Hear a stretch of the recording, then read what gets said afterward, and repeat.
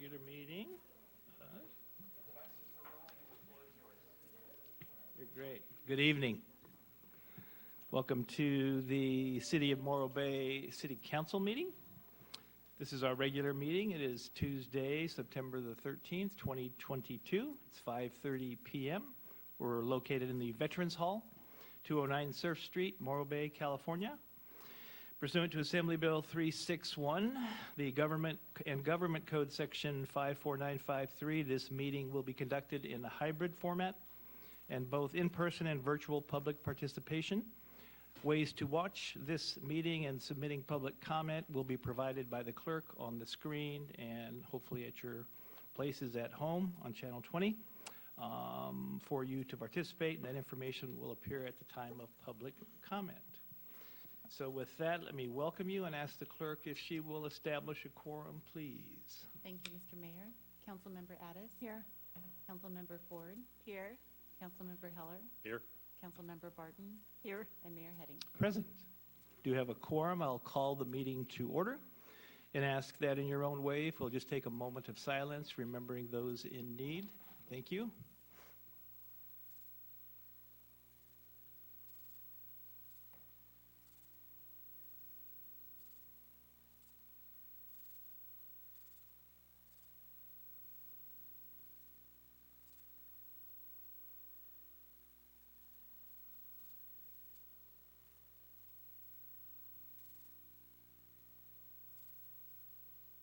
Thank you. And we will go ahead and stand for the Pledge of Allegiance. Councilmember Ford, please.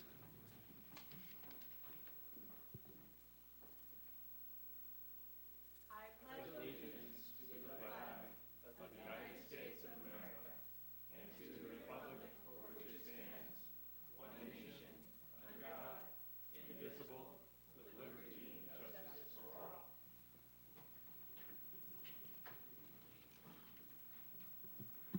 Thank you. And our city attorney, Chris, do we have a closed session report this evening? No closed session items to report, Mr. Mayor. Great, thank you. That brings us to mayor, council members, and city manager reports. And Councilmember Ford, do you have some info for us this evening?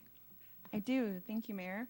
I have one quick announcement that will take place on September 17th, this coming Saturday. The Slow County Creeks to Coast Cleanup. It's a joint effort between EcoSlow and Central Coast Partners of Water Quality, and our very own Harbor Department is helping out with our local effort as well. Again, it's this Saturday the 17th from 9 a.m. to noon. And the local location for us where the cleanup's going to start is at the Bayshore Bluffs, where they'll be removing debris and abandoned watercraft, and they'll need help with that. But they are asking that if you would like to join the efforts, and which are happening all over the Central Coast, you can sign up at ecoslow.org /creeks-2-coast. Or you could just go to ecoslow.org and you can navigate through there to find it. But yeah, so if you sign up, you get a t-shirt, you get some supplies, and you get to join others in your community to do good. The last thing I want to talk about is I want to thank the city for sending me to the League of California Cities Annual Conference and Expo. I got the chance to go with Councilmember Barton this last week to Long Beach, along with so many other city council members, mayors, city managers, and financial directors. And it was such a wonderful learning experience. We got reports and updates on what's happening with the League of Cities. We got to listen to an amazing couple of speakers, Jill Ellis, who was one of their keynote speakers. She is the one and only coach to win consecutive Women's World Cup victories. She shared strategies of success and unification and the importance of providing opportunities for women to thrive. And so it was very motivating. And we also got to attend several sessions, everything from, going green to equity within our communities and within our government. trash cleanup, just a lot of different categories that they covered. And then lastly, we got to listen to a presentation about the future of California and understanding economic, demographic, and political trends, and how to use this data to promote opportunity, equity, and sustainability for our communities. So with that being said, I think also just getting a chance to talk to other cities and hear what they're doing and the exciting new things that are happening within their cities and what's achievable and even the struggles that they're facing as well. And just having that camaraderie was just a wonderful experience. So thank you. Great, thank you. Good report for that. Councilmember Addis, please. Yes, thank you, Mayor. Well, first I want to thank the Morro Bay Fire Department. Councilmember Ford and I had the opportunity of joining the 9/11 ceremony on Sunday, and it was the 21st anniversary of 9/11. And one of the things that stood out to me the most was the focus on never forget. And a lot of us talk about never forgetting the moment of 9/11, never forgetting the day of 9/11, but there's also needs to be a conversation around not forgetting the first responders who since then have really experienced quite a few health effects and the need to keep that conversation alive. So I want to say thank you to Morro Bay Fire Department for that, and it was a wonderful ceremony. And then I also attended HAB and recently the Harbor Advisory Board as the liaison, and Director Endersby gave sort of a broad overview of capital needs. And it was very informative and really helpful to hear sort of all of that in one place. I wouldn't say it was an official report on capital needs, but it was important for us to be thinking about the capital needs of our harbor sort of in the big picture. So both of those, I want to say thank you to city staff for. Thank you. Councilmember Barton. Well, as Councilmember Ford mentioned, we went to the League of California Cities Conference, and I wanted to hit on a couple of the workshops that I went to that I thought were very interesting. One was from a firm called Retail Strategies, and they work with small cities. In this case, they were talking about small cities, and so we heard from the city of Clear Lake and the city of Blythe, both small places, and how they have used retail strategies to help them bring in new businesses, restaurants, et cetera, into a small city. It's kind of a different, it takes some different strings to pull to bring companies into small cities. So I thought that was pretty interesting. Another one was supporting small business to raise community capital, and they were talking about people that they called the angels of Main Street. So these are folks who go together and raise money to do things in their city. And the third one was the city of Truckee talking about housing, that they have a huge problem with having enough housing. And so some of the things that they touched on were something they call lease to locals. And so they have a way of rewarding those who don't stay in Truckee all the time, have an empty house, and getting that leased out to someone who's working in Truckee. Building more ADUs, and then the third thing I thought was pretty interesting, and that was that the city itself did not have much land, but their sanitation district did. So the two agencies are talking and figuring out how they might expand housing. So that's my report. Good, thank you for that. And Councilmember Heller. Thank you, Mayor. Most of you know about the Maritime Museum, which is down near the Triangle parking lot. It's been around 29 years. Their building is just 4 years old. It took them a long time to raise money for that. And we're planning a 4-year celebration of that building, an evening event for adults called Rock the Waterfront. This is in October. I want to mark your calendars if you can, October 6th from 5:30 to 8 p.m. at the Yacht Club. Tickets are $100, but it'll be worth it because there will be hors d'oeuvres.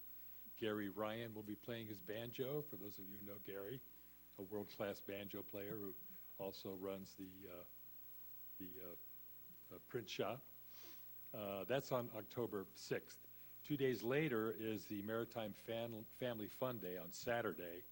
This will be from 10 to 4 at the museum. There'll be sandcastle building, a chowder contest. I will be the judge, one of the judges, a fish fishing booth, believe it or not, we have real fish with poles for kids to fish with, and a lot of other fun things, and it's completely free. So we encourage you and your family members to come out on October 8th from 10 to 4 for that event. I think it'll be a lot of fun for everybody.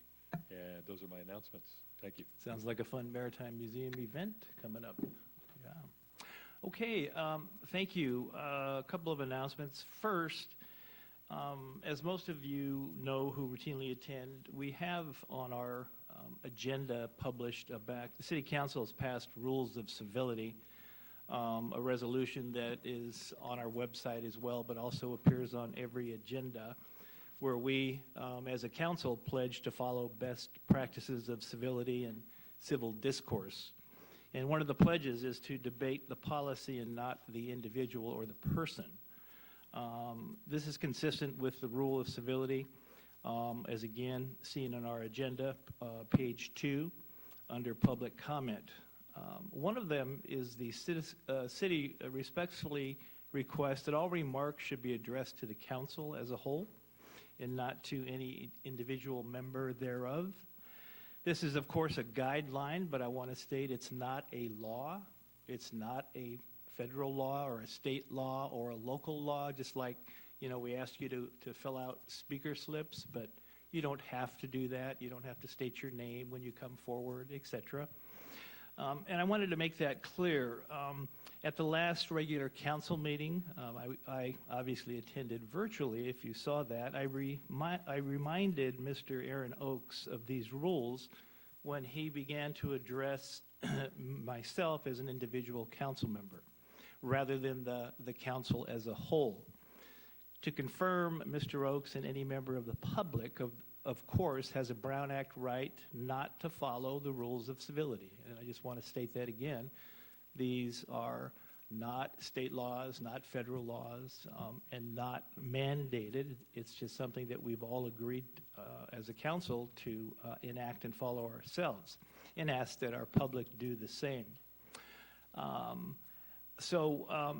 After a reminder, when I reminded Mr. Oakes when he directly addressed me that this was, of course, to continue his public comment, and he did so. So he reminded him that basically he should not address individuals, which it was myself, and he continued to speak. He had every right to do that, I just want to admit, and as he does tonight, if he addresses us during public comment, he can address me as an individual or anybody else. Again, I want to clarify that, notwithstanding any of our rules of civility. And in the spirit of openness and of transparency, and if there was any misunderstanding by myself or Mr. Oakes at the last meeting, I want to provide him an opportunity to extend his public comment if he felt like he did not get a chance to speak fully. There was also a concern that perhaps, quote unquote, his mic was turned off. I want to reassure the public, I don't have a magic button. The only one I have is this. That's the only button I have. No other council member can turn off any public comment, nor can any staff member, and that is something that we would not do. And so I just wanted to make sure that in order for me to be transparent, I clarified the rules of civility and offered Mr. Oakes extended opportunity this evening during public comment to make comments if he'd like to do that.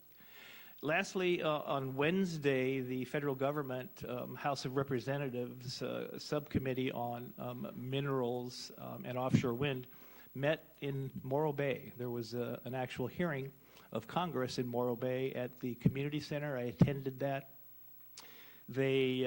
Chair Lowenthal from Long Beach chaired the meeting. Congressman Carbajal was a special guest, along with Congressman Panetta and the other regular members of the subcommittee. There were about 14 witnesses that were called that gave testimony about offshore wind. That is available online if you simply Google congressional hearing on offshore wind mineral subcommittee. You'll be able to find that. It was very interesting. A number of our own community members participated in that. and it's the beginning of a process of Congress looking more closely. But interesting that they brought it to Morro Bay directly here, and there was a great turnout and really very informational. So thank you. Appreciate that. Mr. Collins, anything for us this evening? You're looking good, by the way. Oh, thank you. Appreciate that. My name is Scott Collins, City Manager. Thank you, Mayor, council members, and community members. I wanted to state something that was announced earlier this week, that our amazing Harbor Director, Eric Ingesby, has announced his retirement for the end of this year. Very sad about that, but also very happy for him. He's been an exemplary public servant for our community, starting out as a Reserve Harbor Patrol officer back in 1993 when I was a freshman in high school. And he worked his way up through every position in the Harbor Department, ultimately promoting to Harbor Director in 2012. He's been an amazing credit to the department, to the city, to our community. Just ask anybody on the waterfront, and they all really respect and deeply appreciate all you've done for our community, Eric. And so we are greatly going to miss you. We just still have some time left with you, and we know you're not leaving the community forever. So just wanted to extend our well wishes to you. And also on Wednesday of this week, tomorrow, 6 p.m. here at the Vets Hall, there will be a discussion, a community forum about the Morro Bay Power Plant master plan process related to the proposed battery project at the power plant site. So hopefully folks can make it to that. That's all. Thank you. Thank you, and congratulations, Mr. Endersby. You will be greatly missed, but we'll have time to celebrate with you prior to your departure, I'm sure. Thanks. That brings us to our presentation for the evening. I think we have a couple of folks from State Parks here. I think Jenna Bental, and I think Michael. Michael, I'm sorry I don't have your last name. If you want to come forward to the podium, we do have a presentation if you're here, or anybody else from State Parks that might be here. Come on up to the podium, and we're going to go ahead and read the proclamation. This is a proclamation of the City Council of the City of Morro Bay, California, declaring September 18th through 24th, 2022, as the 20th Annual Sea Otter Awareness Week, already the 20th. And it reads as this: whereas the sea otter is a symbol of wildness, an integral part of California's natural ecosystem, and serves as an indicator for overall health of California's nearshore marine environment, and whereas disease from a variety of sources accounts for a significant amount of the mortality of California sea otters in a given year, and whereas the survival of the sea otter remains dependent upon continued public support and increased understanding of sea otters as a keynote species, and whereas awareness of the benefits of maintaining the health of the nearshore marine environment has raised public awareness in the sea otter, and whereas increased human viewing and other interactions with sea otters can have a detrimental effect on sea otter health. And whereas through educational outreach, guidance, and monitoring of the sea otter in our waters from the Monterey Bay Aquarium, California Department of Fish and Wildlife, Defenders of Wildlife, U.S. Fish and Wildlife Service, California State Parks, Sea Life Stewards, and Sea Otter Savvy, greater public awareness has been brought to the plight of the sea otter. And whereas the City of Morro Bay is grateful for those volunteers, educators, and scientists who give their time so freely in order to increase public awareness and understanding of sea otter importance and issues. Now, therefore, be it resolved that the Morro Bay City Council does hereby proclaim September 18th through 24th, 2022, to be the 20th Annual Sea Otter Awareness Week. And thank you so much for all the work that you do. And Thank you. And you are certainly welcome to make any statements you'd like this evening. Well, I just wanted to say, so I'm Jenna Bental, I'm the director of Sea Otter Savvy, and I just wanted to say how heartening it is to have the City of Morro Bay, the City Council, and the community of Morro Bay itself really embrace what is arguably one of the most charismatic and ecologically important community members of your city. And Sea Otter Awareness Week is coming up, and the theme this year is Path to Coexistence, and I think the city of Morro Bay is really an example of that, a case study, if you will, of a process of, in one place, having a place where people can do the things that they enjoy and enjoy this beautiful habitat and all the services in the bay, and sea otters are still able to survive and flourish. So thank you very much. Really appreciate this. Great. Thank you again for your service. We appreciate it. Well stated, he says. Thank you so much for being here this evening. With that, that does bring us to general public comment. This is public comment for members of the audience who want to comment on any items on the agenda for which you cannot stay and you'd like to do so now, or for anything in general that you'd like to address to the city. And I'll start with the sheets that I have that are filled out, and I have Linda Winters. Welcome, Linda.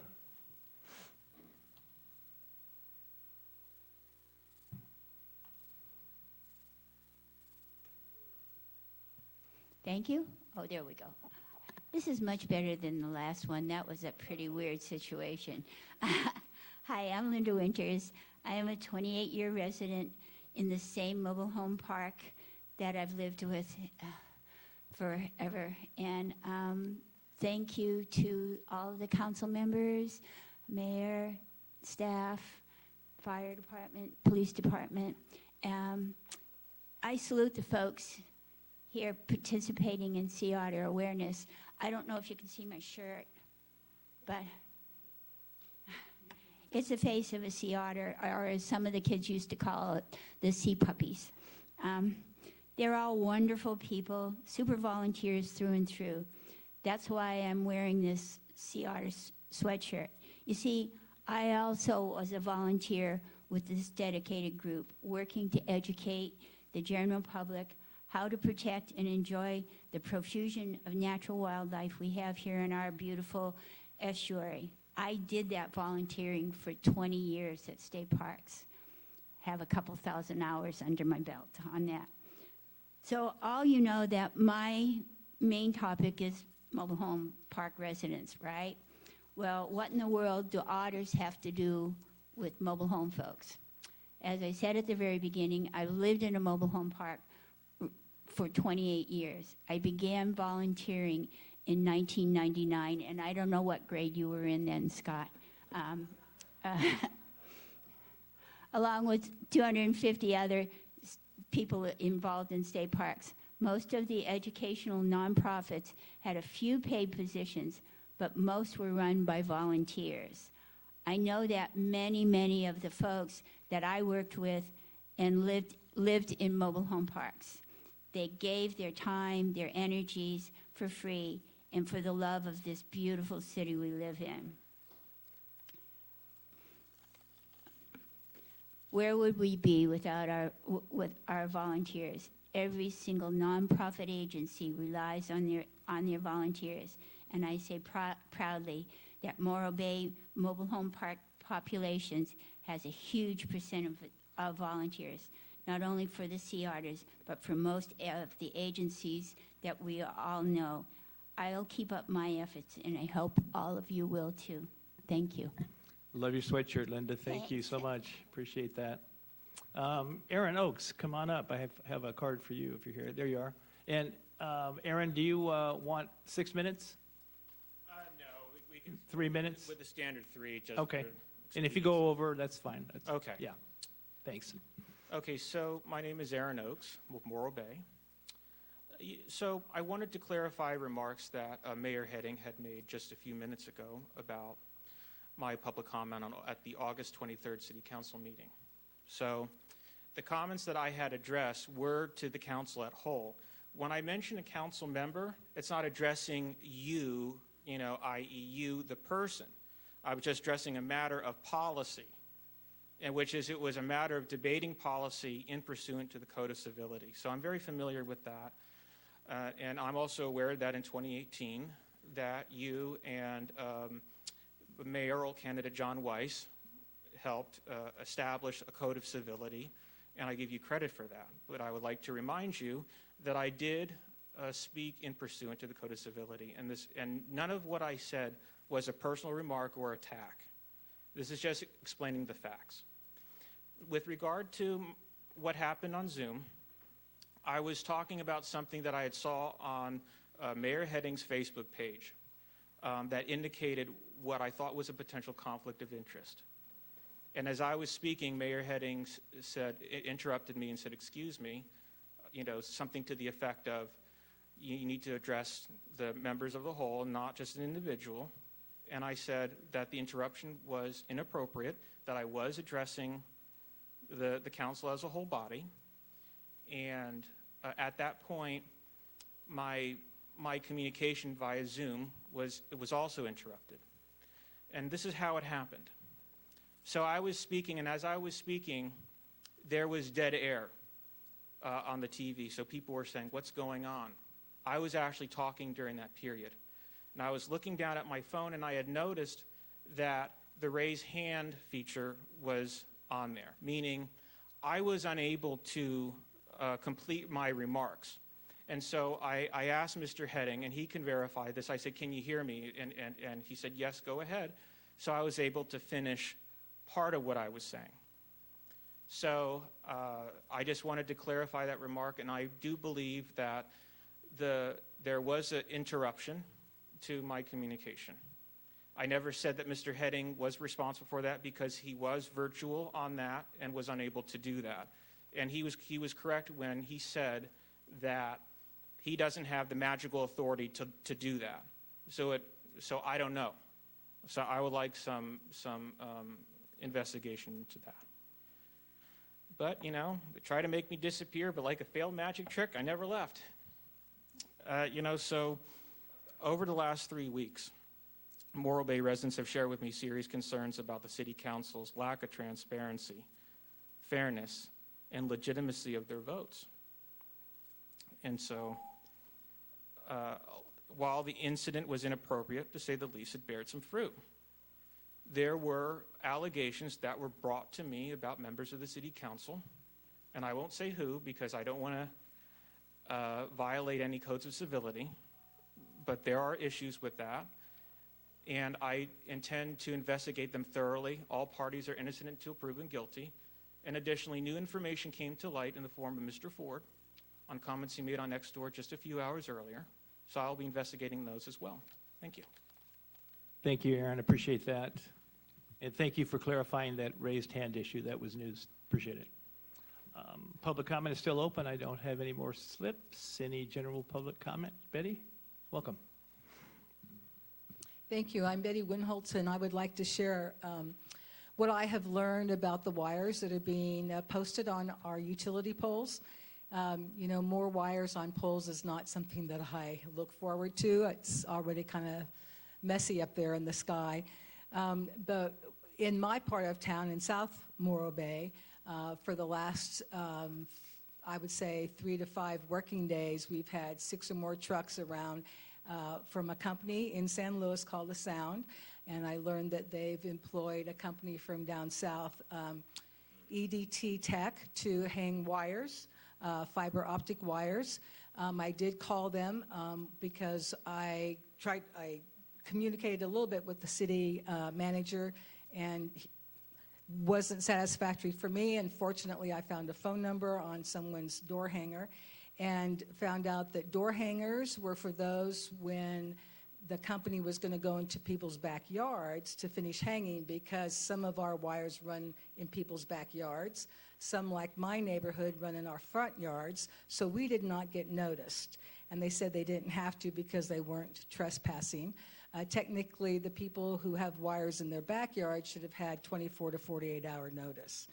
I did find out that while this is a fiber optic cord or stream or whatever you want to call that line, that it can become 5G. It depends on that. The company said that they are doing it in order to compete with other companies that offer that fiber optic service, or computer service to make it faster. And so their goal then isn't that they themselves have a product that they're going to use the wire for, but other companies contract with them, and someone could come in and use it as a 5G, someone could come in and use it as fiber optic. It's different from depending on who wants it. So if people are interested, I have that company, I have that phone number if anyone wants more information. I'm a little disappointed that we weren't forewarned that this was happening to us, and it was like all at once. And they did say they were halfway done with Morro Bay and that they would move on to North Morro Bay next. So I just want to offer that to people if they've had questions. I do want to close my comment with commenting on the Margarita Festival. In particular, I heard that down at Tidelands it was very successful. People enjoyed it and loved it. On a personal basis, I was very concerned that you had a loud outdoor concert down at the Rock because of peregrine falcons, because of the sea otters, as was spoken of earlier. And so my question is, did you get a permit, or were you required to get a permit from the Coastal Commission in order to hold that event? Thank you, Betty. Public comment is open. Any member of the public wishing to come forward, please do so now. Whoa, you okay? Welcome, Gary. Well, welcome, everybody. My name's Gary Johnson. I've been living here for about 30 years. Congratulations, Eric. Anyway, I got two subjects. One is positive, one is negative, but I'll get the positive one done first in case I run out of time. I am a member of the Maritime Museum, and I'm also going to be on the board, I think. They're twisting my arm, but being on the space program for 40 years, I had enough meetings. So I'll probably do it. Anyway, what I want to say is what we had in the past is Harbor Festival. Now, before, when they originally had the Harbor Festival, it was for Morro Bay only. Then as it grew over the years, it finally collapsed on itself because it just got out of control. Everybody in the country could show up there and sell their goods. So this is our first annual, and we've been working very hard. Working with Bonnie Jones and doing the plans. I got those finalized. I'll turn them in hopefully tomorrow, Thursday, to the city council. And it's not going to be a large one, but it's going to be good. Saturday, the Native Americans have put in a permanent display, under their trees, and they're going to have a lot of displays there on October 8th. So I hope everybody will come. It's going to be a good event, and it's going to grow, but it's only for Morro Bay residents that want to not sell their goods, but or whatever. But outsiders are welcome too. And when I say outsider, I should say visitors. We have enough of them coming in, so there should be plenty. So with that said, the negative part is I feel like a gopher coming out of a gopher hole for 2.5 years, and I get up. The last time I went down Quintana, we'll say, it was nice, smooth ride. Oh, that was beautiful. I went down the other day, and I'm bouncing all over the place. And as I heard, if that's true or not, that the ones that tore it up on the sewer people, aren't going to repave it because we didn't sign a contract to repave it. Now, help me out with that one. And back in the early 2000s, we passed a bill, 0.5% increase, and I thought it was going to go into a special fund for roads and for the fire department and police department. Does that still go, or is that going into the general fund? I'd like to know that. It would help solve my problem on that. So that's about it. Thank you, and bye. Thank you, Gary. Public comment still open. Any member of the public wishing to come forward, please do so now. Seeing nobody, AGP, do we have any calls for public comment? Thank you, Mr. Mayor. We have no raised hands in the queue. Great, thank you. Close public comment, bring it back to council. Let's see, did you, Greg, did you want to make any comments about a sound in their process, or Scott? That Ms. Winholtz had raised about the installation. I know that was a council item. Correct. That we approved, and It wasn't approved, it was a presentation to council earlier this year. Presentation. You know, the poles they're using are private, so they have permits with those agencies to use those poles. They have easements from the city staff. The engineering staff has reviewed that project. The information that Ms. Winholtz provided the public is pretty much exactly what I provided to her in email. So I don't think there's anything different than that. We did, they have to notice the folks when they're going to be in their backyard. That's appropriate that they do that. I received the same notice in my neighborhood, so we're double, triple checking to make sure that they're actually following through on that. This will be a competitor to Spectrum and will provide, according to their company, faster internet speeds, which could provide a gigabit, to the city, which has been one of the council goals for quite some time. But I'll let Greg fill in any of the blanks that I left. Thanks. I think you covered it all, City Manager Collins. I would just add that Astound is working with the Public Works Department on obtaining encroachment permits for this work. And so typically, encroachment permits do not require notification for work that's done in the public right-of-way unless it impacts specific areas or homeowners or residents. So as City Manager Collins mentioned, Astound is providing door hangers for any impacted residents. And I just caught what Ms. Winholtz was saying. Is there a 24, 48-hour notice? What's the notice period? If they are going to come into my backyard and put a hanger on my door, can they walk in, or? I'm just curious. To be sure, I'd have to check on that. That may be. Could we do that and yes. maybe publish that? I think that's important in Yes. terms of letting our public know. I appreciate that question, by the way, as well. And then permitting for the outdoor concert on the part of the Chamber of Commerce for the Avocado Margarita Festival. Was there one required? And I got the general concern about interruption with otters and wildlife in general, but I was curious as to permitting. Do we know what? We issued a public area use permit through our recreation department for it.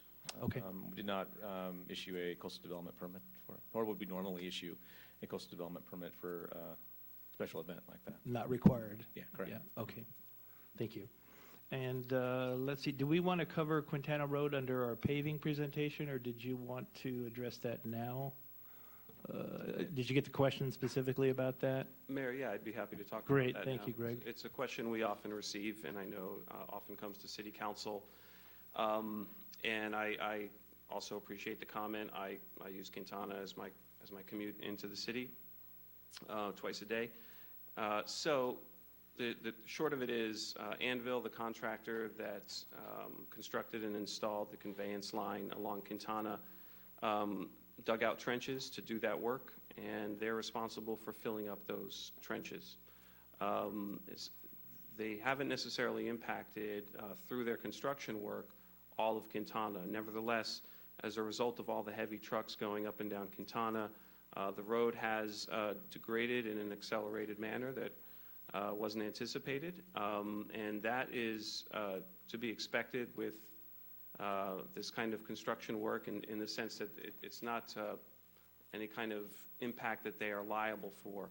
The city does want to pave Quintana in the long term, I would say. However, it would be premature for the city to direct Anvil or anyone else to do a full paving because we will be directing Anvil to do a final paving of their areas. And that's something that we'll be inspecting and pushing them to do. Once that's complete, we'd like to evaluate Quintana for any deficiencies in the road and then look to put together a plan to address those deficiencies in the future. And I know, Sarah, did you want to just briefly speak to our sales tax measures and the requirements of how those are spent, dollars are spent, and where those dollars are budgeted to this year, and quote unquote, are they part of the general fund? Certainly, Mayor. They are not part of the general fund. There is still a local sales tax measure in place. It now totals 1.5% based on voters' actions in 2020. Council sets the priorities for the expenditure of those funds in alignment with the ballot measure language that voters voted on. It does still include public safety, cleanliness and safety of public spaces, infrastructure maintenance, and fiscal sustainability. Those are the four the priorities for those funds. For the current fiscal year, 22-23, we anticipate that revenue being just over $4 million. And roughly 2.5 million of that is budgeted for capital improvements. Of that, 1.4 million is budgeted for pavement management this year. You did that off the top of your head. That was great. Thank you. Appreciate that. And thank you for those great questions and great answers. Okay. That brings us to our consent agenda for this evening. This is items A1 through A4. Any member of the public wishing to come forward and speak on our consent item, please do so now. And welcome, Betty. Betty Winholtz again. I want to speak to A2, which was just referred to as a $1.4 million budget. And in light of item C1, I would like for the council to revisit that and consider upping that to 2.8. I know you have this particular contract, but it seems to me that if we've already, I'll talk later about C1, but just you have the opportunity here to do something good and great for the city. And I think you need to look at that because our streets are one of our most important resources. Thank you. Any other public comments on consent agenda? Yes. Welcome, Barry. Good evening, Mayor, City Council. This was aimed at C1, but this is an appropriate time, and the time is paving. I said the poor condition. This was C1, Barry. I just wanted to be sure because we're on consent. C1, it's for the A2. I think you just. A2, great. Got it. Thank you. The poor condition of the paving in Morro Bay is an accumulation of neglect by previous city governments. For many years, there have been promises.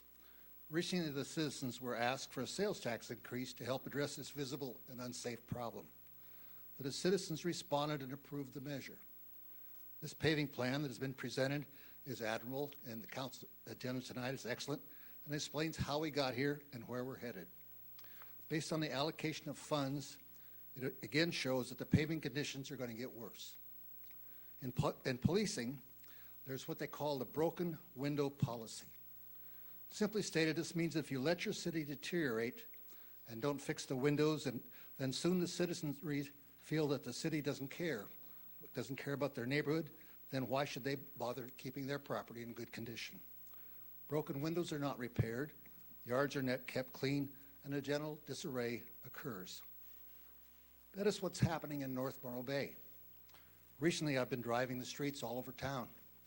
The dramatic difference in South Morro Bay and North Morro Bay is shocking and disarming. In North Morro Bay, for the most part, the streets are in very, very, very bad shape.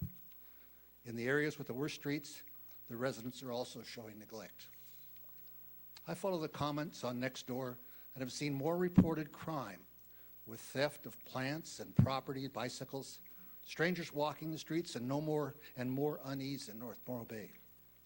I believe that the lack of commitment by previous councils to address the paving problem is contributing to the increased crime problem. Pick any street in Morro Bay, any street, and fix it. Increase the promised spending now. Make good on your promises. Thank you, Barry. Public comment is still open. Any member of the public wishing to come forward, please do so now. Okay, and AGP, do we have any phone call comments? Thank you, Mr. Mayor. We have no raised hands in the queue. Okay, I'll close public comment. I'll go ahead and pull A2 and ask a couple questions since we do have questions on that. Any other items to pull? Seeing none, I would entertain a motion for approval of A1, 3, and 4. I'll move to approve items A1, 3, and 4 on consent agenda. Second. Okay. Do we have a motion and a second to approve all consent items except for A2? Any further discussion? Hearing none, roll call vote, please. Councilmember Addis? Yes. Councilmember Ford? Yes. Councilmember Heller? Yes. Councilmember Barton? Yes. And Mayor Heading? Yes. Motion carries 5-0. Great, and I'm pulling A2. Give me one sec here. So perhaps between our city manager and our assistant city manager, we could get a little input onto how this portion of the budget was developed, and also our public works director, and why the recommendation is this and not more this year. And this, I know, has been previously discussed during the budget, but I wanted to give you any opportunity to respond. Thank you, Mayor. I'll jump in on that one. So we do have approximately $2.8 million budgeted for pavement management. However, that's split out into two different projects. One is the fiscal year 21-22 pavement management program, and also the fiscal year 22-23. So those total $2.8 million. The intention with those two projects is to, on the one hand, with the first project, to perform dig-out work along our arterials and collector streets, which are most used, most prone to degradation, and most visible, to perform the necessary dig-out work so that we can then treat the streets with a surface treatment in the next project, which is the fiscal year 22-23 project, in those same areas to preserve those streets and extend the life of those streets. Any further comments? Yeah, I agree with what Greg said, and just, the question raised to sort of, take it up to a higher level. I would love to do that. It's just at the expense of police officers, firefighters, maintenance workers. We really are extending. I mean, it's a big expansion of what we've been able to do in the past, to the point of another commenter about what we haven't been able to do in the past. So we are making significant strides, but it's not enough. It's clearly not enough. And so we're doing the best we can, and we're going to have to do more. But if we were to alter the spending this year, we would have to make service cuts.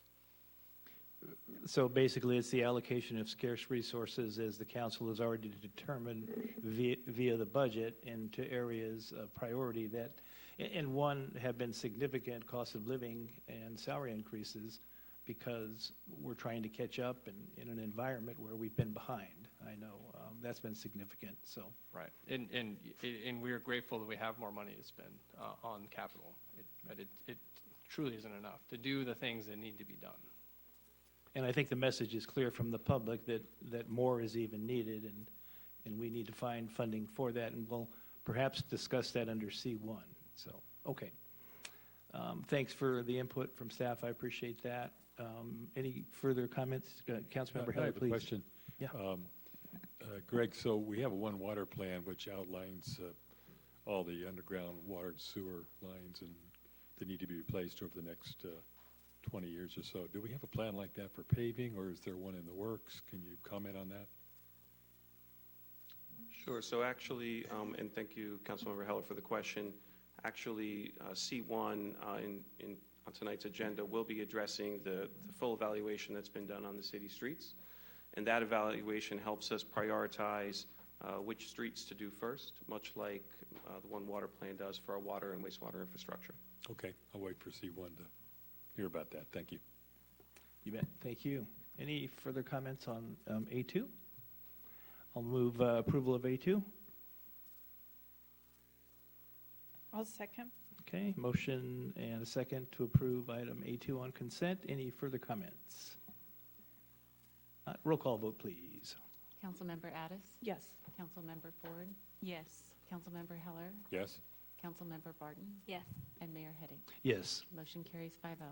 Thank you. For that, we have no public hearings this evening. That brings us to item C1. Grab my notes here.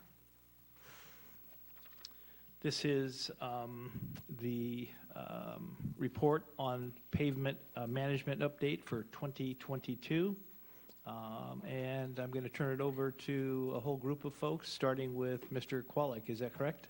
Yes, thank you, Thank you. Mayor. This is a presentation that was recently brought to our PWAB and reviewed and commented on by our PWAB.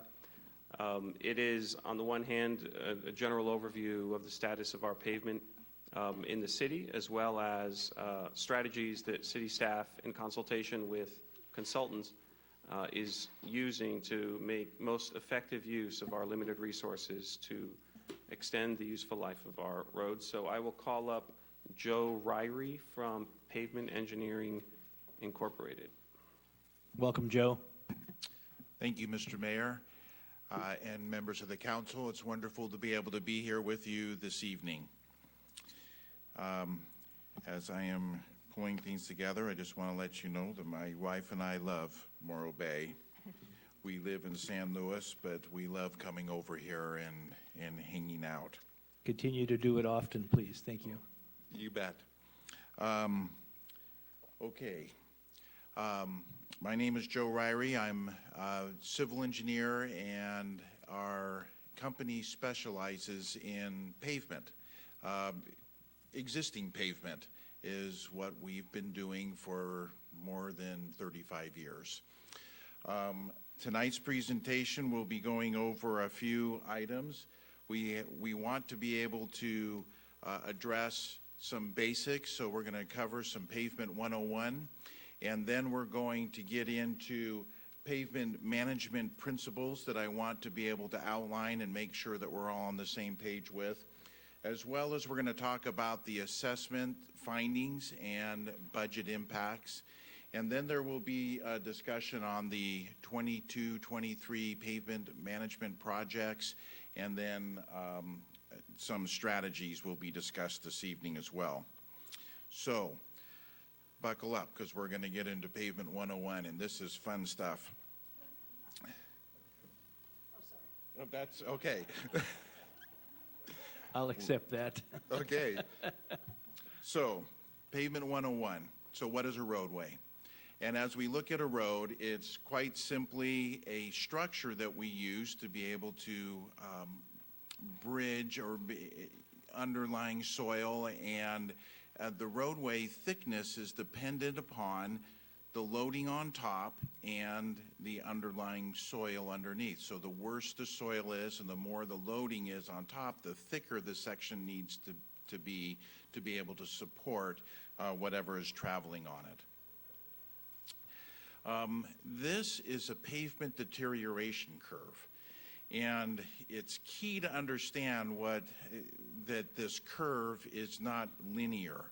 It has an S curve to it, and we're going to be referencing back to this a couple of times. And so, as we talk about it, that we've seen this before as we've driven around on roads, where we drive down a road and all of a sudden we say, when did this road get so bad? Because pavements will look good for a long while, and then they just suddenly just drop off quickly. And we'll get into why that is so. When we talk about asphalt pavements, they deteriorate by two different methods. One is environmental, and the other is fatigue or loading. So let's get into each one of them. The environmental stresses are simply the oxidizing effects of the sun and the water. So the aggregate that's held together by the oil that's holding everything together, actually when it starts to oxidize, it begins to lose mass and shrink, and that shrinking causes the cracks to open up in the pavement. And once those cracks start to open up, that's where water starts getting inside of it, and so it accelerates that deterioration effect. Hence that deterioration curve. It looks good, and then it starts falling off quickly. When we talk about the loading effects of pavement, we put together this slide a number of years ago to help people who don't get into all the math and the calculations associated with it, to help wrap their head around what are the impacts of heavy vehicles. And so we took what was available to us at the time, which was a Chevy S10 Blazer. You might remember what those are. It tells us about how long ago we put this slide together. But a Chevy S10 Blazer is a small SUV.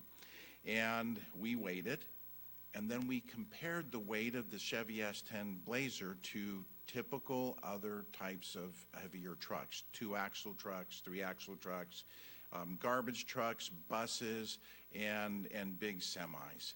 And we just said, okay, how many Chevy S10 Blazer units make up a fully loaded 5-axle truck?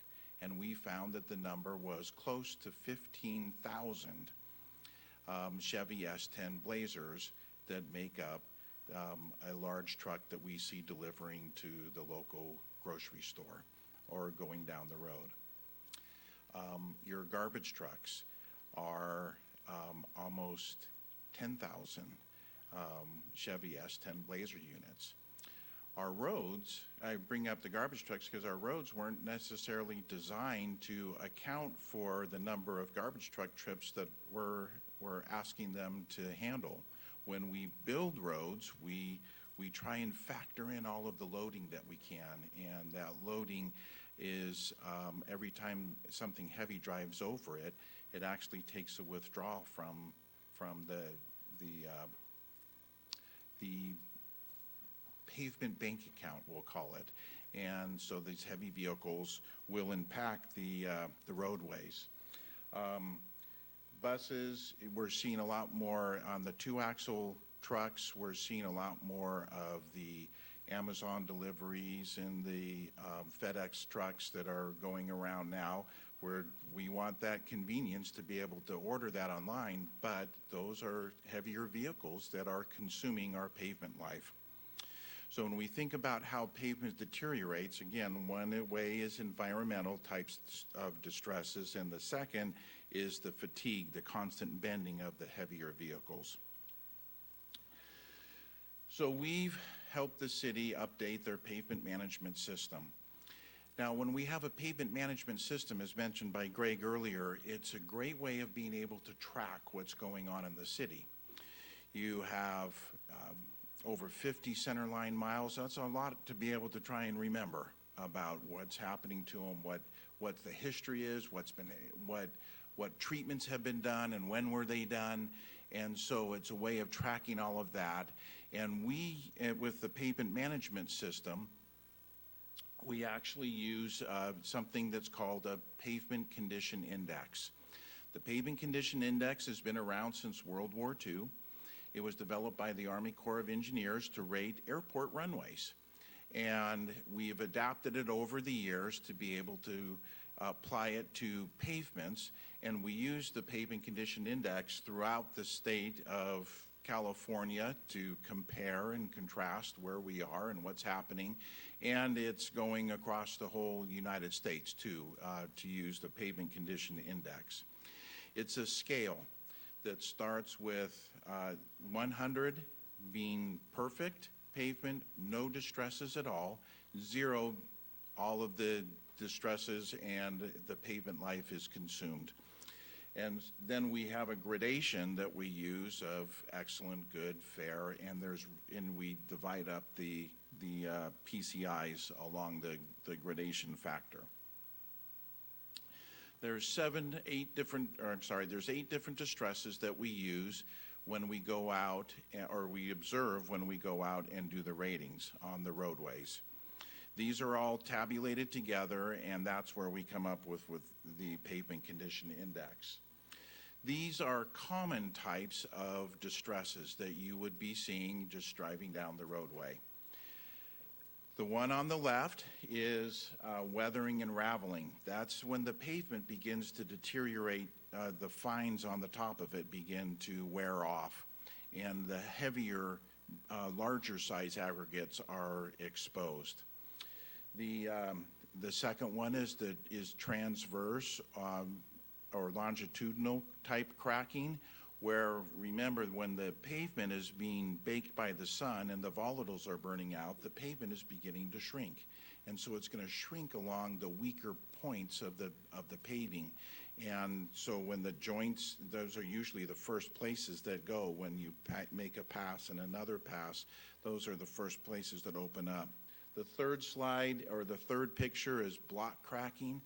And when that block cracking begins to occur, you'll see it, and it'll be about a 20 by 20 square, and then the next time you see it, it'll be a 10 by 10, and it keeps getting smaller and smaller and smaller. Those first 3 are all environmental distresses, which means that if you build a road out of asphalt concrete and it just sits there and never sees a vehicle, these are the type of distresses that you can expect to see on that road. It will just deteriorate. The fourth one is alligator cracking. You know, civil engineers, we just call things pretty straightforward. It looks like alligator skin, and so we just call it alligator cracking. It's a fatigue type of a crack, so it's been bent and stressed. And what's interesting is this is what we see on the top, but all of the tensile stress has been on the bottom as it's been cracking. So if you think it looks bad on the top, underneath it actually looks worse. Moving on and applying those different types of distresses to the PCIs, the picture on the left shows a brand new pavement, just paved, 100 PCI. The one on the right is a PCI of about 28. I really like this picture because you can see it's a truck route, and you can tell which side the trucks are going on, at least what they're loaded, and unloaded on the other direction. And this, of course, reminds us why we have roads in the first place. Can you see the rock in the background? Is that what you're saying?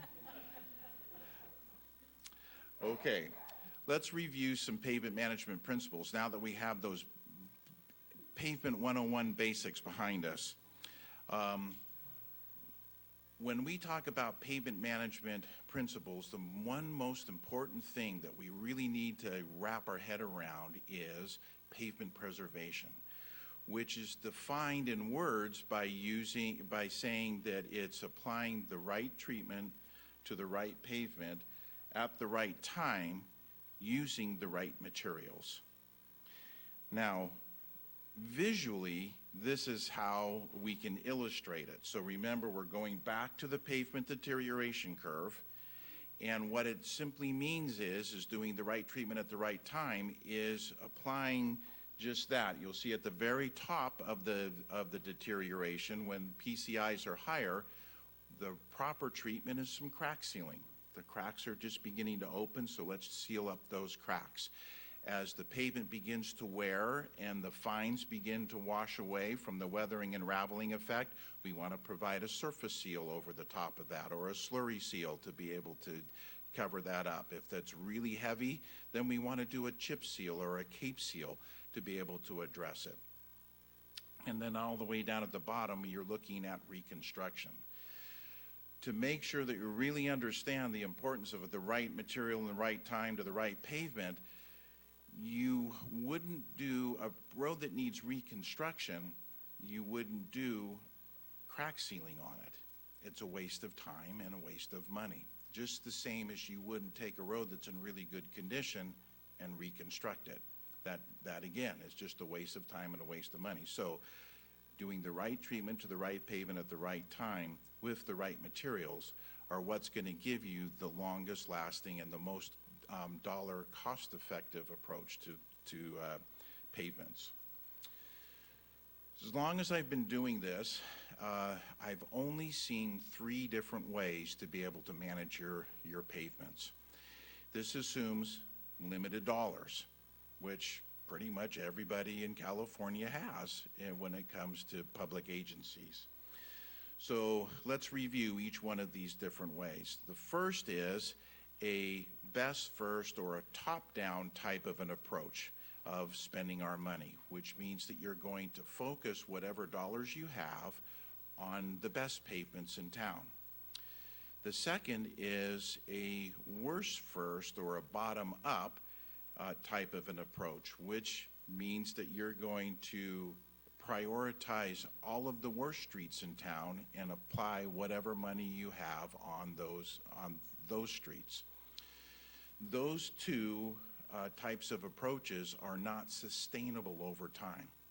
If you adopt a best first type of a strategy, you'll have a group of really good streets and then another group of really bad streets with nothing in the middle. If you adopt a worst first type of a strategy, then any street that you rehabilitate won't get touched again until it's down at the bottom of the curve, which is where it is the most expensive to be able to treat the pavement. And so you're spending all of your limited resources on just a little bit of pavement because you're spending the most amount of money. So The way that we like to try and organize systems is what we call a critical point management style. And the best way to describe that is, again, through this illustration. So we go back to our deterioration curve, and then I want to call your attention to the big round circle, and where that is that's where you're focusing your limited dollars.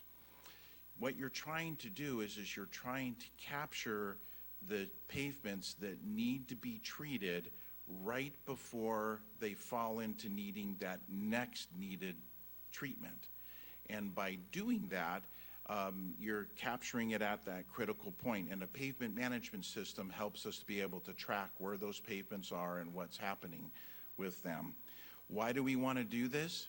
Well, it's because when you attach the dollars to it, it becomes really obvious. Your treatments up at the upper end of the pavement deterioration curve cost pennies per square foot. When you get further down, you can see that we go from 50 to 60 cents per square foot to $1.50 to $2 per square foot is that next category, and then on down from there to $7 to $10, and then down as much as $25 a square foot. That's significant. So you're trying to spread your money out over each of these different categories. That doesn't mean that you don't focus on one of those treatments like a best first or a worst first approach for a short period of time if you're able to develop a long-term strategy that you know you're going to be able to come back to that. For the city of Morro Bay, we actually played around with some of these numbers, and Eric actually pulled this together and thought it would be something interesting to look at. And so we took a street that was 500 feet long and 30 feet wide, or 15,000 square feet, and we said, what would happen if we treated it with a lighter treatment? And the cost is about 60 cents per square foot, or you could treat that whole section of pavement for $9,000. If you let it deteriorate to where it needs to be reconstructed, then that pavement would actually, the same area of pavement would cost $240,000 per square foot to be, or not per square foot, but over that pavement area in order to be able to treat. 27 times difference. Let's go over our assessment findings. The size of the system for the city of Morro Bay is 53.5 centerline miles. The pavement is 8,680,000 square feet of pavement that you're responsible and that you own. The weighted PCI average right now is a 63. That's an average of all of your pavements together. Some are better, some are worse, but the average is 63. That's important because your 63 puts you on that steeper part of the curve. You have an asset value of $161 million. That would be what it would cost to replace that street. That is absent of any curb and gutter, if there's any curb and gutters or sidewalks or those kind of improvements. It's just simply the asphalt replacement cost. It's a very large asset. This is an illustration of the north part of Morro Bay and the conditions of the road based on the PCIs that we found, highlighted for the different categories of pavement: green being in better condition, red being in worse condition. This is South Morro Bay with the PCI spread. Going back to the just overall, and when you have a pavement management system, I think of it like a pie, and you can slice it up lots of different ways to be able to figure out what it's trying to tell you. And one of the ways that I like to look at it is in terms of functional classification. which is the types of roads. So we have arterials, collectors, and residentials. Your residentials are what's in front of your house, and then the collectors are many residentials feeding that into that, and then your collectors then go to your arterials or your main streets in town. We thought it would be interesting to compare the PCIs of the 2022 update to the 2020 update, which was the last time that it was your system was updated. Your system in 2020 was a 66. Your arterials were actually at a 68. Typically, you try and keep your most used streets with a higher PCI. That's what you're aiming for. In 2020, the system now has dropped to a 63, and with your arterials being at a 65. Overall, your residentials are currently at a 62 along with your collectors. Another way to slice up the pie is just by a gradation of putting it into whether it's excellent, good, fair, or failed. And we found that 52% of your system is actually at the fair condition, meaning that its PCI range fell between a 70 or a 51, between that range. It consists of 27 centerline miles. Obviously, it's lots of different kinds of functional classifications. We put up there at risk because, again, that's the steep part of the curve, which means that you've got to catch those or they're going to deteriorate really quickly, and before you know it, you're not going to spend just a few dollars to rehabilitate them. You're going to spend many dollars to get them back to where they need to be. This is another way to look at it, and I find this bar graph very helpful when trying to understand how to prioritize or come up with a strategy to be able to, what does your pavement need right now? And you look at this and you see that large, over 50% of your system is all grouped together right between the 70 and the 50 range. Again, that's the steep part of the curve, but it tells me that what your system really needs is the treatments to be able to take, obviously, an investment that the city has made in the past on trying to improve a lot of different streets that have now been neglected and are beginning to fall down on that deterioration curve. We've got to push that investment back up. And so the strategy of the dig outs and the slurry seal treatments, the surface seal treatment, is the most effective way of being able to treat this large group of streets that's beginning to go through the deterioration process. Let's talk about the budget impact. That's really important to be able to understand and wrap our head around. And so I'm going to call your attention to the red line at the very bottom of the graph. That each one of these, this is a 5-year projection or scenario of different funding levels and what's going to happen to your PCI, average PCI over time. So that red line is starting at a 63, and then we're not going to spend any money. And we're going to see where that gets us at the end of 5 years. And you're going to see that your system is going to deteriorate to a 52 if no funding is going to happen. But of course, we know that you are going to be spending money on it. And so the next scenario we ran was the orange line, which is the second line up. And that assumed that the city was going to be able to fund a $1.7 million per year annual budget. And by doing that, we can still expect that the city is going to deteriorate. The overall condition is going to deteriorate from a 63 down to a 59. The amount of money just to maintain a 63 PCI is $2.8 million, and that's that yellow line that's straight across. Most cities have, or many cities have a goal that they're trying to work for, and a very common goal is to have their overall PCI at or around 70. The reason why they pick 70 is because it's at that point that you're really on more of a maintenance mode with your street system, as opposed to being on more of a catch up. I've got to rehabilitate a lot of different streets. So you try and get it to a 70 or higher. And so we said, what would it take to get to a 70? And we chose two different ways of trying to get there, just to illustrate the difference. One was a steady increase. Each year, how much would it take to just crawl up to a 70 at the end of 5 years?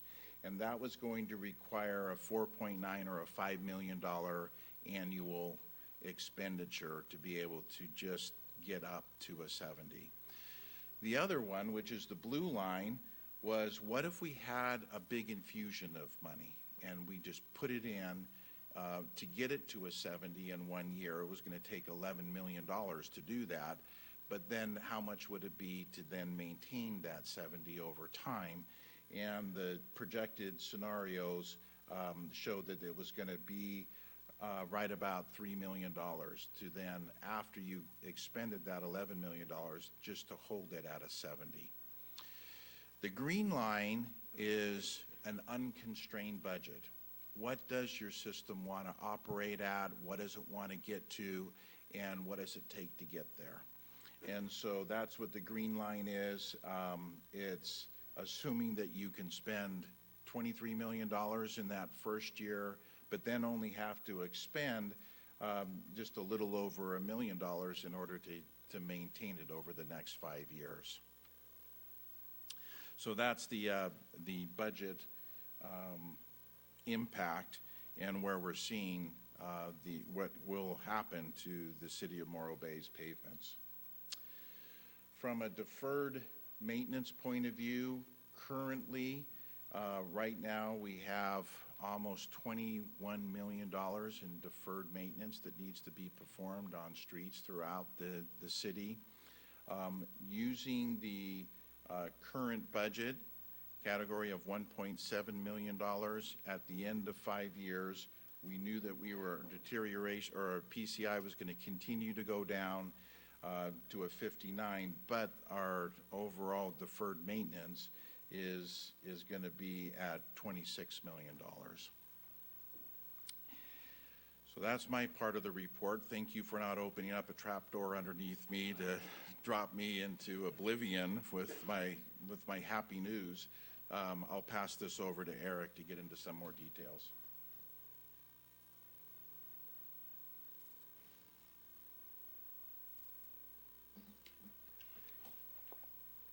Thanks, Joe. So on that cheery note, no. So what are we doing? Oh, I'm going backward. Well, let's look at some prior year projects. I think folks are well aware that there's been a couple of years where no projects have been happening in Morro Bay. This shows the projects going back to 2011, and it's color-coded to show kind of the distribution of projects around the city.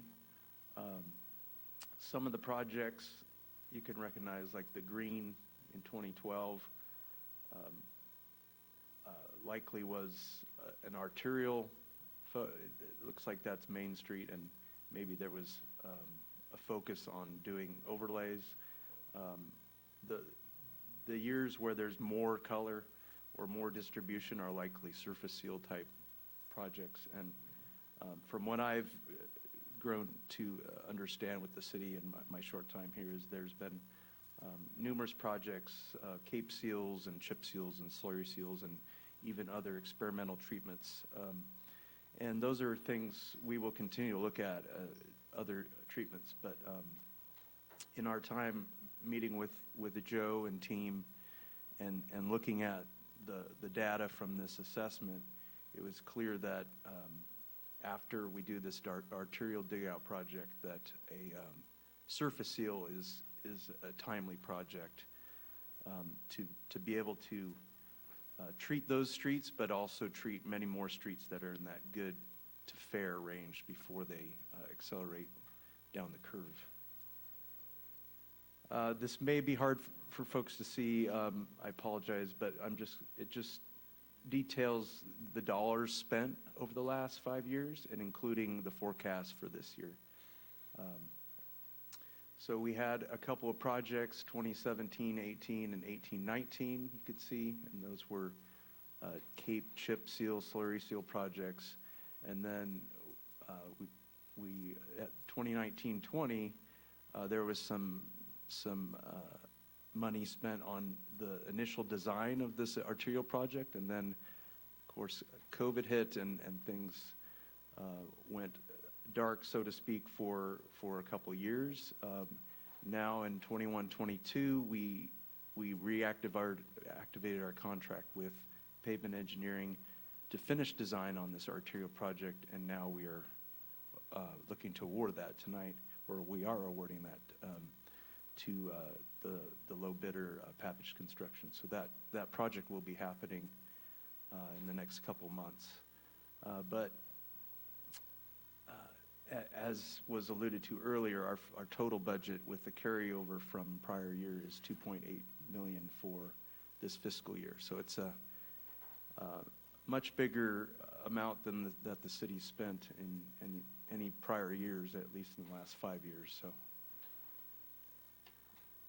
So as mentioned, the 21-22 pavement capital project, it's in this fiscal year, but it's a carryover.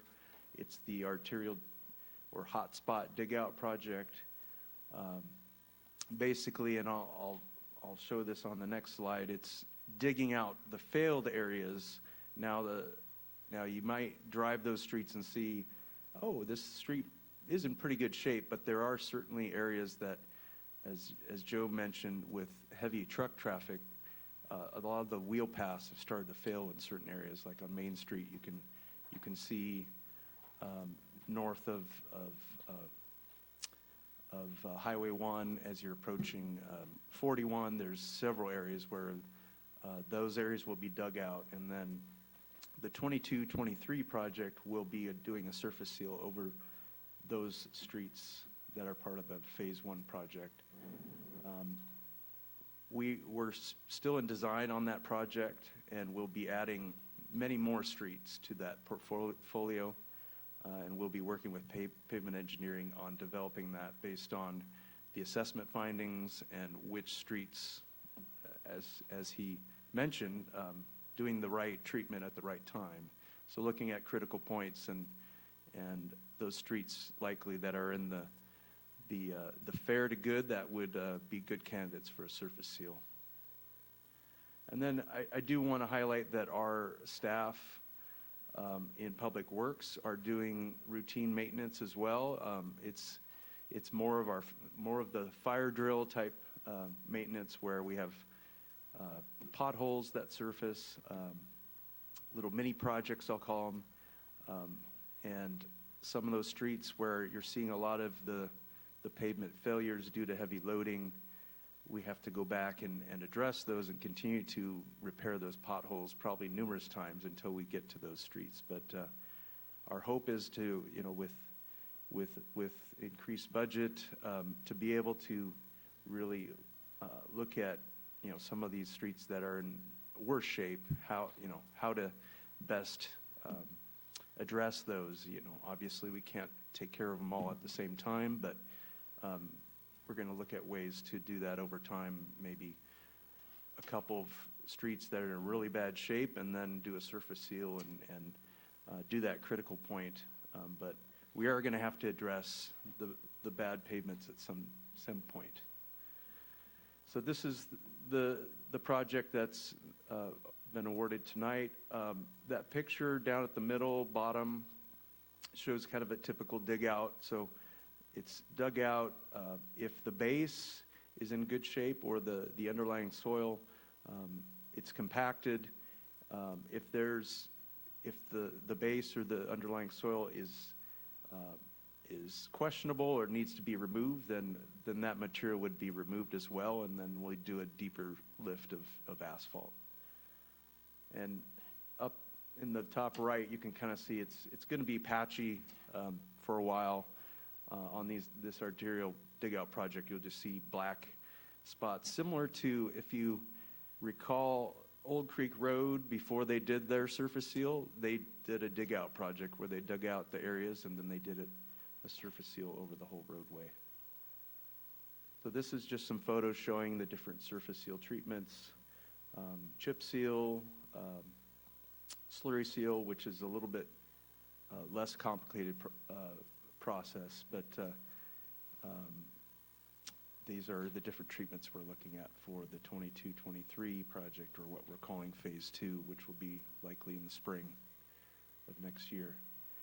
And then I'll just finish by saying, funding is definitely a huge part of, a concern and something that we need to strategize and find ways to get creative and look at other ways. But there are other things in our tool belt that that fall into the pavement management strategies. One thing that I've started since my time with the city is we're going to try to do more regular meetings with our pavement management team. So our consultants, our staff, that goes for, even the folks who are out there doing the pothole repair, kind of getting feedback from them on what they're seeing. Utility project coordination is very important. You don't want to do a major road project and then next thing you know, oh, we have a water line that we need to replace there. So we're going to be coordinating with our utilities projects to make sure that we are not going to be doing a road treatment where we know we have to replace a utility line. That's a little bit more complicated when you have SoCal Gas or these other utilities, because they have their own plans, but in my experience, if you reach out, you try to get with the planning folks, sometimes you can coordinate with them, so we'll try to do that.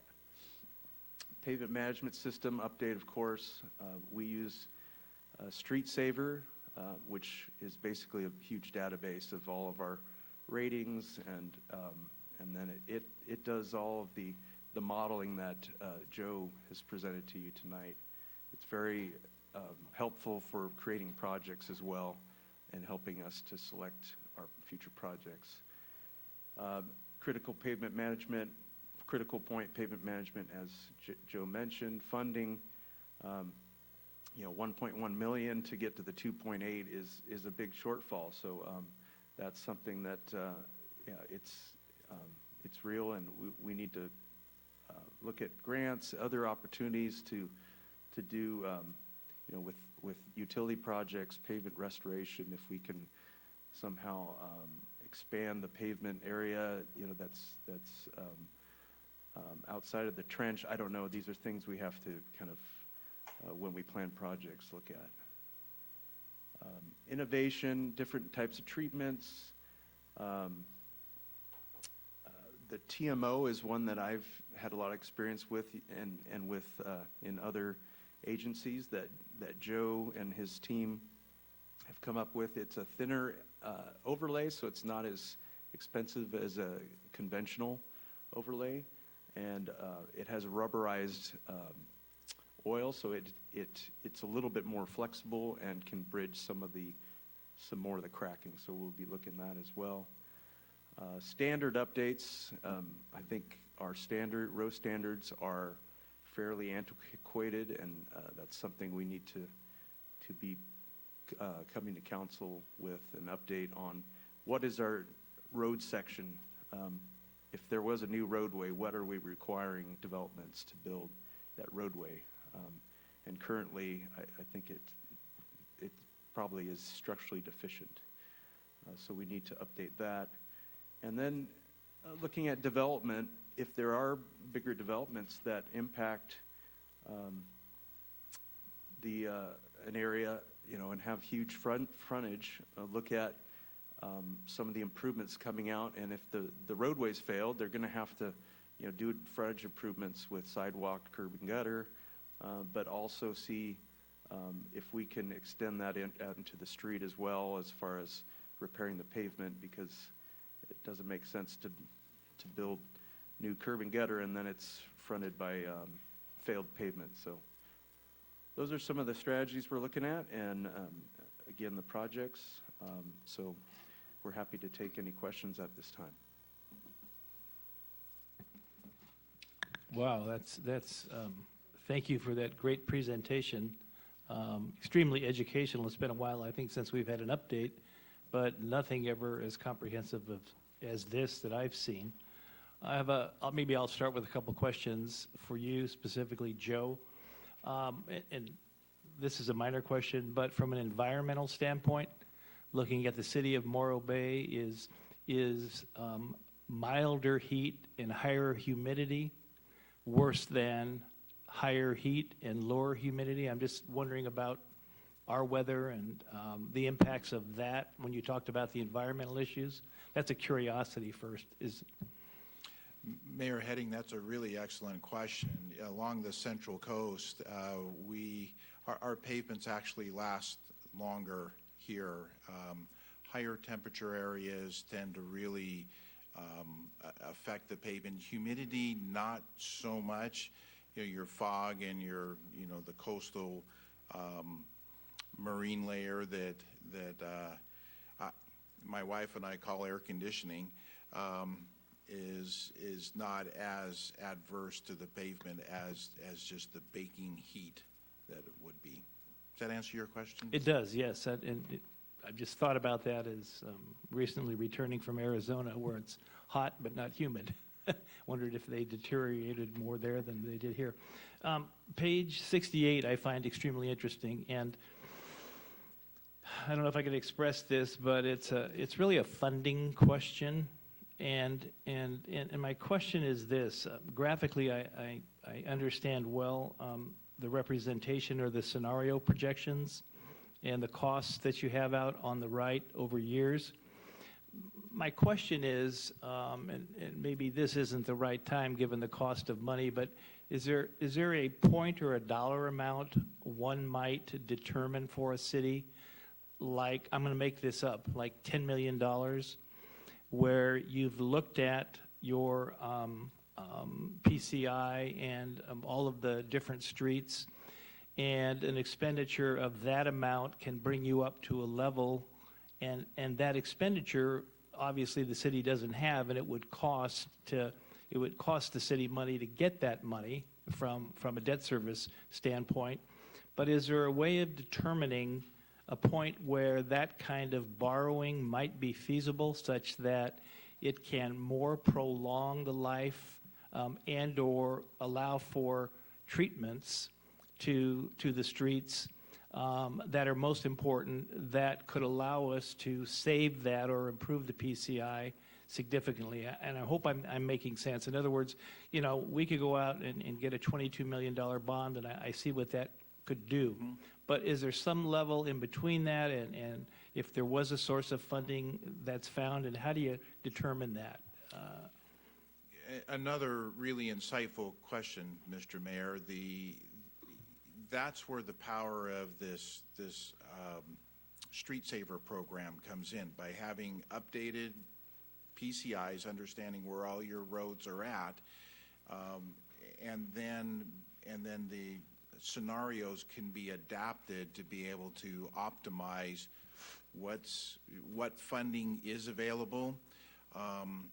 When you start talking about big expenditures like 22 million, you're talking about bonds is what you're doing. So there's debt service that has to go with the bonds, and there's all of those different factors that you weigh into the scenarios. And we've worked with several agencies throughout California trying to optimize what works best for them, understanding that pavements are always deteriorating, so it's not a set point in time, it's a continuum that you're working off of.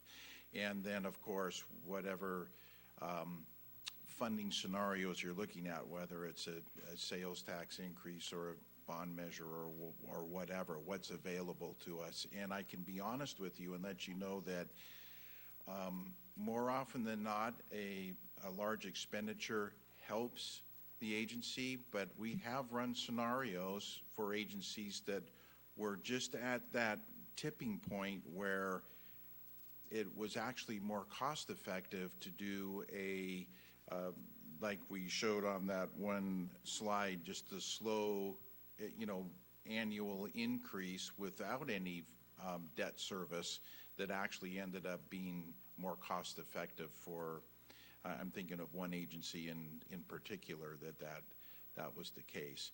So there's not a magic number, or you can't say, okay, if you have this many centerline miles, then it's going to be this, or it really depends on so many different variables that you have to sit down and just crunch through the numbers and play around with the scenarios.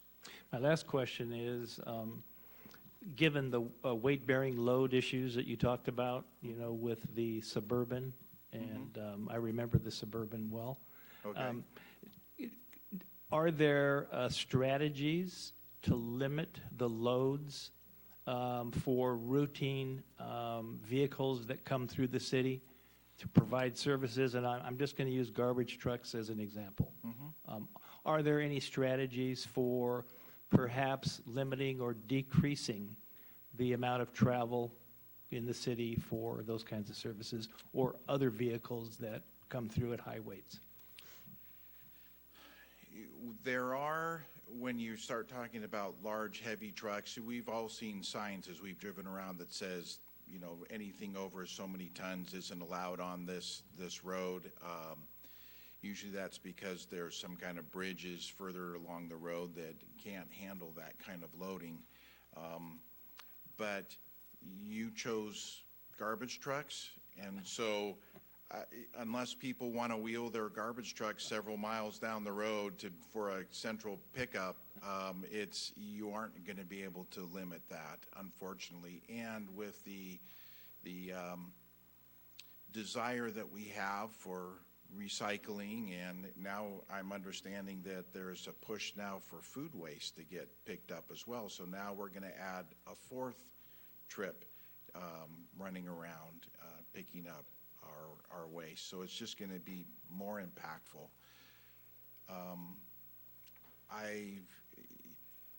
Battery-powered vehicles, we're pushing as a state towards that. Heavier? They are heavier. I mean, if you take a non-battery powered compared to a battery power, everything equal, the battery powered is heavier. We're trying to do that with our buses, much, much heavier. So we're asking a lot out of our roads that weren't necessarily designed to be able to handle the loading that they are.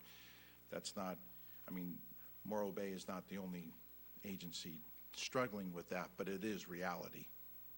Good. Thank you, Joe. I appreciate it. That's all the questions I have. I'll open it up for any questions to my left. Questions? No, you go. No, you go. Yeah. Councilmember Ford, It's go ahead. okay. Thank you, Mayor. I guess I geek out on this kind of stuff. I love talking about PCI and guessing what the PCI is of the roads that I go on. But that's, I think, because that was the first. I've told this story many times. The reason why I got involved in local government is because I was concerned about my roads when we first moved here. So the mayor already asked my question about funding. So I'll ask this question about innovation, talking about the different types of seals and that sort of thing. Who's responsible for finding those different options and what's best? Is that the crew we're hiring? Is that our department to do that research? Like, who is in charge of that part of this? Well, yeah, most of that responsibility would lie on Public Works, so Greg and myself, but we have a partnership with Pavement Engineering, and their hand is on the pulse of new innovation all the time, and they work with multiple agencies up and down the state. And like I mentioned earlier, the TMO is one thing that Joe and his group had brought to me at an another agency and saw great success with it. So I think we look to those who are studying this, those who are designing pavements routinely. You know, there's vendors out there, and you know, everybody wants to sell their product, but we you know, we would look into that as well, and look at other agencies and what they're using, and maybe go do some site visits and check out other, like for example, rubberized chip is something that I haven't personally done. I think the city has, but that's something on my list to discuss with Joe. One of the struggles is, you know, with especially like North Morro Bay, where a lot of the roads were just basically in cases less than an inch of asphalt, just put on what I've been told is like red. It wasn't even a base. It was like some red, just Red rock. red rock. Yeah. And those roads are structurally deficient. So as much as we try to do surface seals to kind of bridge, and it has worked. I mean, I've seen places where I look and I see they did like a triple cape, and in cases it's worked, but others it hasn't. And you get lucky if you do it, but that's a big investment to just kind of hope that it works. So there's a lot of testing that needs to go into some of these pavements as well, doing core testing and kind of getting the hard answers, you know, on, you know, yeah, we can't get around having to rebuild this pavement, but those that we can do innovative treatments that aren't a full rebuild, we absolutely are going to try to look at that. So. Okay, I appreciate that, and I appreciate our Public Works Department, and this is such a huge feat, and you guys are tasked with such a, you know, as been mentioned, the deferred maintenance is a little crazy, so you guys have a big job ahead of you, and so thank you for all your hard work and for the innovation piece of this. I'm excited to hear what you guys come up with, and yeah, so I don't really have any other questions. Thank you. Sure. Councilmember Addis, please. Yeah, I think we were thinking along the same lines. My a couple of my questions had to do with electric vehicles as well as the rise in temperature and extreme heat. But so along those lines, I was wondering if the table you showed around degradation and PCI is taking those into account, or if that's still thinking about the suburban. And you know what I mean? Like, is it gonna, or the blazer? Thank you, Jen. Yeah. So are we thinking about what's coming in the future with climate change and how we're addressing it through electric vehicles when we think about how quickly PCI degrades? Or So the deterioration, Councilmember Addis, the deterioration is independent of that, of like the pavement, the loading that's on there. Remember, pavements deteriorate two ways, environmentally and by fatigue, and that is a general curve. What's interesting is you can actually, on the agencies that you have lots of data on, you can see that curve manifest. It might be more stretched out, it might be a tighter curve, but it always has that S shape to it. They look good, they fall off, and then they just go out until they're rehabilitated. So for what I believe to help answer your question, that's where doing the right treatment at the right time really steps in. And because you know that somewhere along that curve is where you're always going to be. And so you look at that steeper part of that curve, that's the at-risk zone. It might be spread out a little bit more, it might be just a little bit less. For instance, arterial roads tend to get deteriorated faster from the loading point of view. Our residentials deteriorate more from the environmental effects. And so the curve spreads out just a little bit. Councilmember Ford, I could show all kinds of cool stuff in here. I tried to keep it real super short and simple, but I'd love to get into some of those more detailed questions if it would help Councilmember Addis to help you wrap your head around this, because once you understand the principles, you start really seeing what's going on, and then the pavement starts talking to you when you're driving down the road. and so you see the distresses, and you go, oh, this road is deteriorating because of this and this and this. It's one of the reasons why we strongly recommended the hotspot repair project, because as we did our assessment in 2020, the thing that jumped out to me is there are local failures are beginning to manifest throughout the city on roads that the city has invested a lot of money into, and so let's keep them serviceable and safe, and so that was one of the reasons. Let's use what our limited dollars are right now to focus on that. Okay, thank you. And then you mentioned bonds as one source of funding, and I'm assuming there's like a menu of funding sources that cities use. Are there other common? Bonding is, and also sales tax measures are the most common that we've seen. I've seen assessments done, but those two methods are the more common. And usually what ends up happening is there's a sales tax measure, and then you bond against the sales tax measure. So it's because we're all behind. If you look at the statewide needs assessment for roadways, California is slipping very fast, and so in order to be able to get ahead, you've got to have a major infusion to jump that up, and so that typically helps a lot. Did that answer your question? It does, thank you. And I found the presentation very interesting as well, so thank you. And It's exciting. It is exciting. We've been talking about it for a long time. As one of the reasons that it's exciting is I feel like we have an opportunity and a plan or roadmap, no pun intended, to move forward on this. And I think that's why it feels so good to a lot of us to hear. So thank you. Yes, and Councilmember Barton, please. You mentioned various funding mechanisms. I know that in the past, the Integrated Waste Management Board had worked on making available grants for rubberized asphalt that was mentioned also. And I don't know if they still do that, but that was one possibility in the past. And I was kind of wondering about, grants that might be coming down the pike.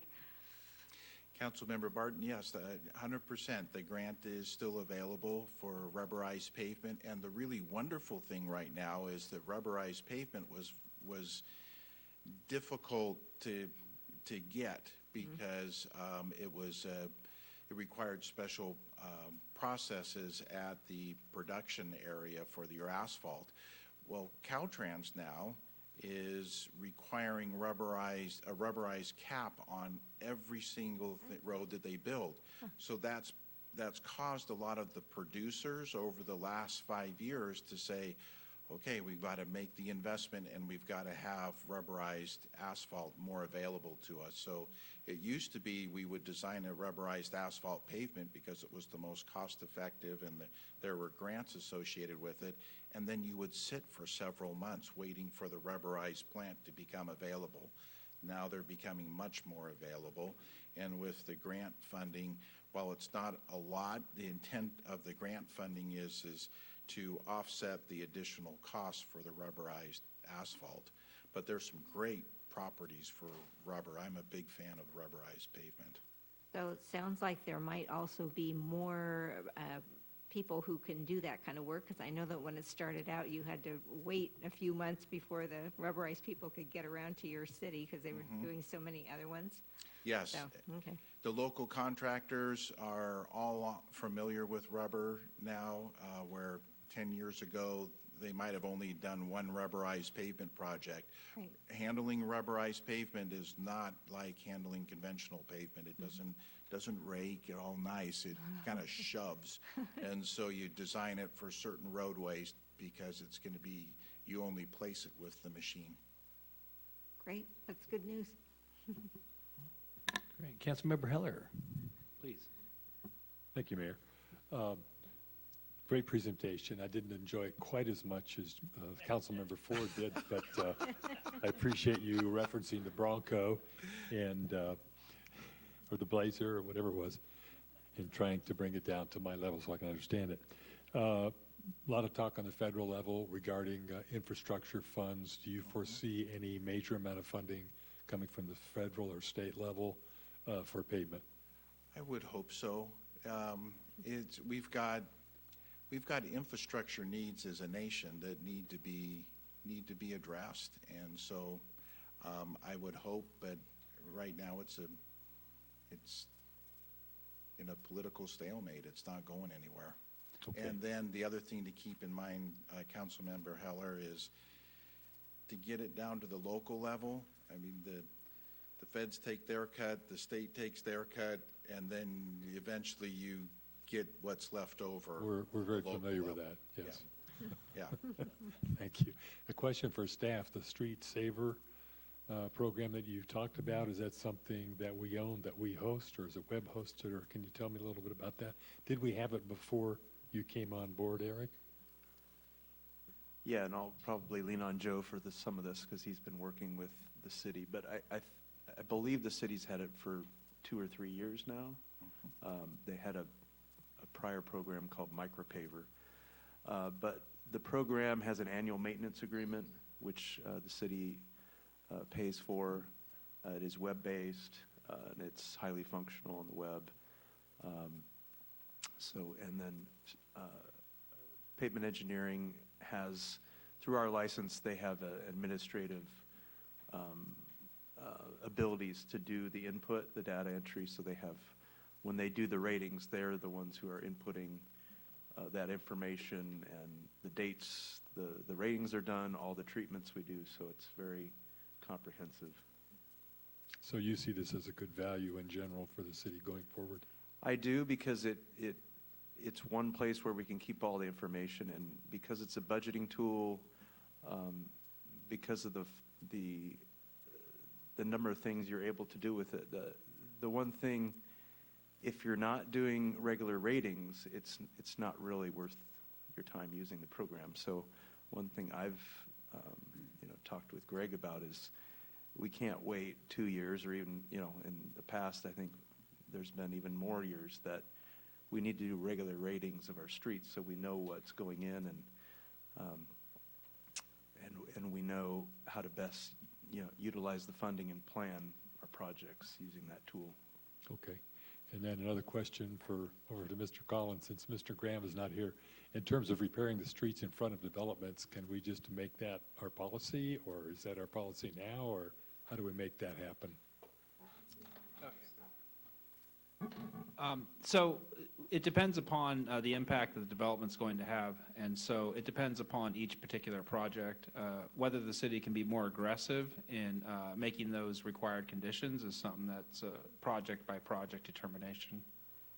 But it's certainly something that I think it'd be good for the city to have a laser beam focus on for each development project to see how much of the impact we can find to justify lawfully a condition for the maximum amount of public improvements.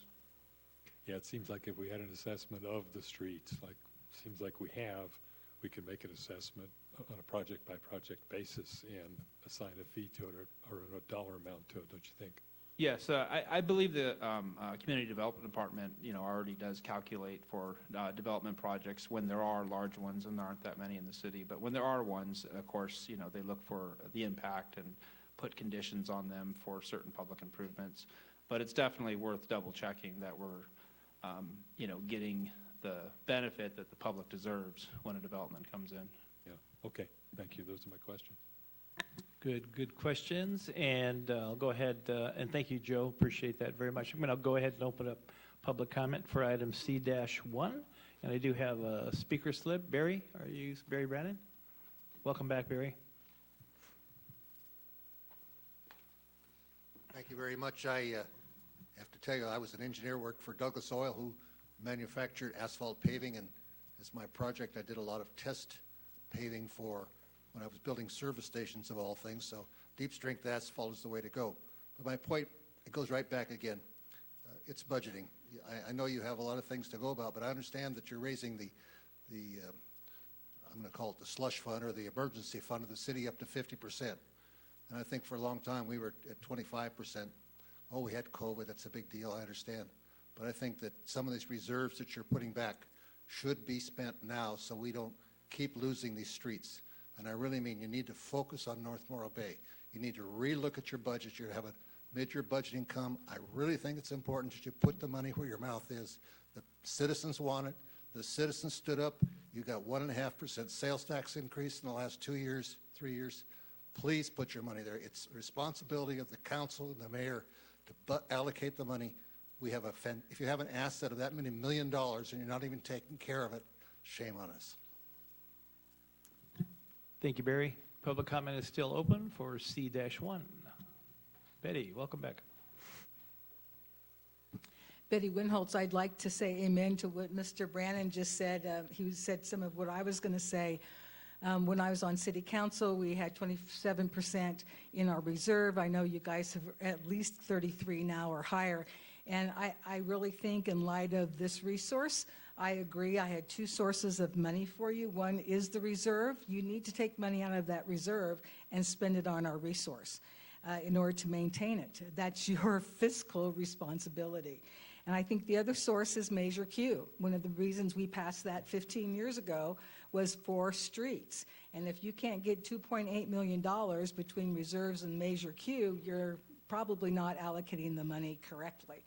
And so another source is in when you get to the garbage thing in the next issue, on page 15 in section 2.8, it talks about them being the garbage company paying for damage to city resource. And my question that I sent in was, does that include streets? So with the heavier trucks, the 3 trucks that come once a week, do they need to be paying for that? Plus, you've got, your 10% slush fund, that kickback. Should you be using some of that for paving on the streets? And, or to be creative, do we need to have the garbage trucks come once every 2 weeks instead of every week to help with that load? And then just as a little story, in my neighborhood, we've got 2 people that water their plants at night, but there is runoff. And I would say that I have seen that those patches below their houses are starting to look like the alligator thing. So I think that's an environmental thing. We need to look at the runoff that's happening and cut that down at the local level. So I've talked about the reserve. I've talked about Measure Q. This thing about the spending 1.4 from last year's budget and 1.4 from this coming budget makes for the 2.8. But that's actually 2 separate years. So you're not spending the 2.8 that you need to spend every single year to get us just to maintain at a lower level. We've gone from 66 to 63. You're not going to maintain unless you bite the bullet and you increase that budget. And I think you're obligated to do that. So you haven't answered my question about how the different ratings do for the different neighborhoods, but that's okay. Money is the key here, and I hope that you will address that. Thank you, Betty. Public comment is still open. Gary, welcome back. Gary Johnson, resident of Morro Bay. I've been here for so many years. This has been coming up ever since I've been coming here. The roads are roads are roads. I know my wife was on city council. There was a $1.2 million allocated, and they were doing this on our street. I was talking to the manager there. And we got $1.2 million. Remember, 200,000 of it went to administration. The other $1 million went to that, so we got to consider that too. There's not $2 million to build the roads. You got checks to write. You got to have those people. Got to hire people and all that. So with that said, I just noticed, especially during COVID, and even we got thousands of cars coming into Morro Bay, tourists. That's fine, you know, spend your money. But what is that doing to our roads? I'd like to know if, technically, I'm an engineer myself, and a couple of things came to my mind. Some people already answered that. Is the bedrock on Beach the same as on Embarcadero? Now, we got this thing coming up in discussion, just to brief, was the lithium storage system. They want to put 250 of these pods out there. Now, what's that going to do to our roads? When we got hundreds of trucks coming back and forth, I'd just like to put that on the table. And lastly, I like to say, let's see, how do I say this? You're talking about putting some way to pay parking on the Embarcadero. Now, some of the businesses like it because they say too many people work there, take up the streets. We have a lot of freeloaders that come into this town, and you go out at the Rock at any given time, especially on weekends, the Rock is loaded with people. They're freeloaders. You watch them, they come in, they eat out of their cars, they come in with their barbecues, and I follow some cars where they just come in, make a left turn on Beach, and they go home. They don't do anything to our town. All they do is tear up our roads and everything else. I say put a kiosk out there, and let's start charging those freeloaders that come into our community and charge money. There's no reason. If they can spend $5 a gallon to get here, and they got these expensive cars, we got these RVs that come in there, I say we got a resource there that we could collect in millions of dollars by charging these freeloaders coming into our town. And I'm sorry, that's the way I look at it. That's my opinion. I don't like it on Embarcadero because the Embarcadero people that park on Embarcadero, they're going to the restaurants. They're going in there and they're buying goods and all that. The freeloaders don't do that. Thank you. Thank you. Have a nice evening. Thank you. Public comment is still open. Anybody wishing to come forward on C1? Welcome, James. Good evening, Mayor and City Council. You know, we've had studies like this before, lots of them. I've seen other presentations, and that was an excellent presentation. Thank you for doing that. That was excellent. But we need to have a plan and stick to it. I think the last plan, we were going to spend a lot of money. They projected, you know, I don't have the amounts with me right now, but it's not this current spending. So we were spending a lot more. So what happened to that plan is what, but my comment is, let's have a plan and stick to it regardless of the staff changes. So if we can do that, and we need to spend the money because it's just going downhill, we can, you know, we all see that. So thank you. Thank you. Public comment is still open. C1. Seeing no other AGP, do we have anybody on the phone lines? Thank you. Oh, Mr. one second. Sorry. Let me get the phone lines. AGP, anybody on the phone? Thank you, Mr. Mayor. We have no raised hands in the queue. Okay, great. Thanks. Casey, welcome. Hi, Mr. Mayor, Council. My name is Casey Cordes. I live on one of the green streets from the chart, and I think we should aggressively invest in the infrastructure of our city. Earlier today, someone asked me, how can you increase community engagement in local issues? I think that's a really hard question. I think the answer to that question is in front of us, not necessarily in that excellent report broadly, because I think we don't expect every voter to be a subject matter expert. But I think its findings are important to share. Every resident in Morro Bay is invested in the state of our roads, both because they use the roads and obviously because, as we've talked about, they're paying their sales tax. And I'm really glad to hear that we have great tools, software, that are helping us identify priorities internally. But what I think we need or could use more of is external communication, both of where those roads are worst in town, where we're prioritizing them, but just an avenue that would share these kind of key findings and prioritization of our work.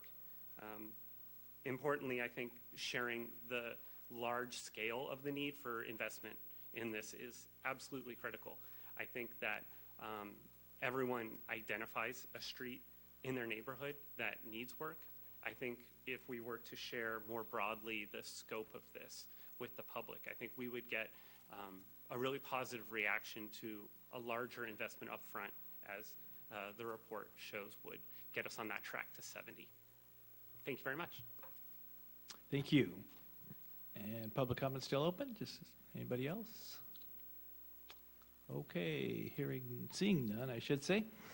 This is a receive and file. Thank you, Eric, for your excellent work and your report. Appreciate that. And thank you to you, Joe, and your group for all the work that you're doing. And I think the message is loud and clear. Spend more on roads and let's get these things fixed if we can. And we hear that tonight. We know it's a significant balancing act. I think we had outlined for us very well what we're doing with our 1.5 cent sales tax dollars.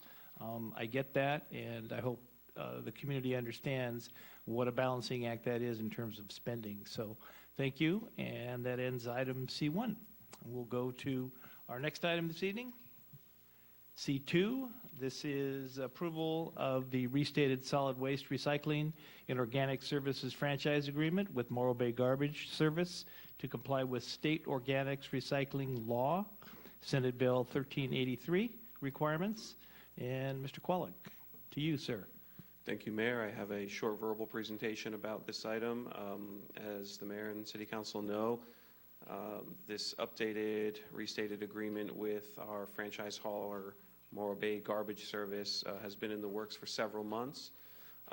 I think of this beyond a restated agreement really as a cleanup agreement. There have been several laws passed by the state over the years that never necessarily made it into the franchise agreement language, and so we've taken this opportunity to include that language in here. But most importantly, the reason and the purpose for this restated agreement is to bring the city and the hauler into compliance with SB 1383 that the City Council has received presentations on in the past, but to divert organics out of the landfills. So staff's recommendation is that the City Council approve this restated agreement. We did receive some questions over email, and Mayor, if you'd like, I can go through some answers to those. There was a question about what to do with a kitchen pail. I know that kitchen pails were sent out by, I believe, the IWMA, and not everyone uses them. If you let the hauler know, if you call the hauler up and let them know that you have a kitchen pail that you don't want, they will come and pick it up. There was a question about the impacts to the streets. There's some language in the agreement that talks about cost recovery to city infrastructure.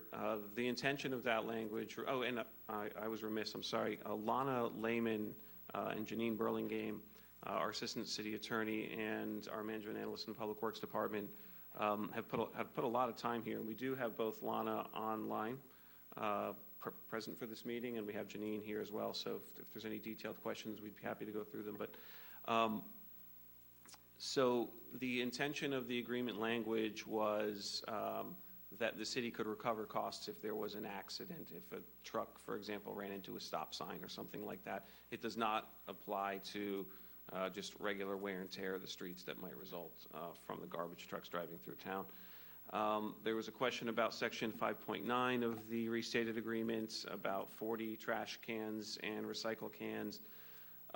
That is what we pay for through the agreement as a baseline. The city has more than that, more cans than that, and so we do pay additional at the cost of approximately $200 a month for each additional can. Now that sounds like a lot, but I would note that the pickup of these cans is frequent during the busy seasons. That's a 6-day-a-week pickup on those cans. During the slower season, which is less than half the year, right now I think we're doing around 4 months or so, it's still 3 times a week for pickup. There was a question about 7.1, 7.2, and 7.3. So 7.1 is about the franchise fee. The city does receive a 10% fee, and that fee goes into the general fund. And the purpose of that fee is to be used so that the city can use those monies for administration of the contract, as well as other solid waste activities. We also have a similar fee in 7.2 that's more specific to recycling development program. In the past, we've used that for recycling, advertising, and solid waste administration.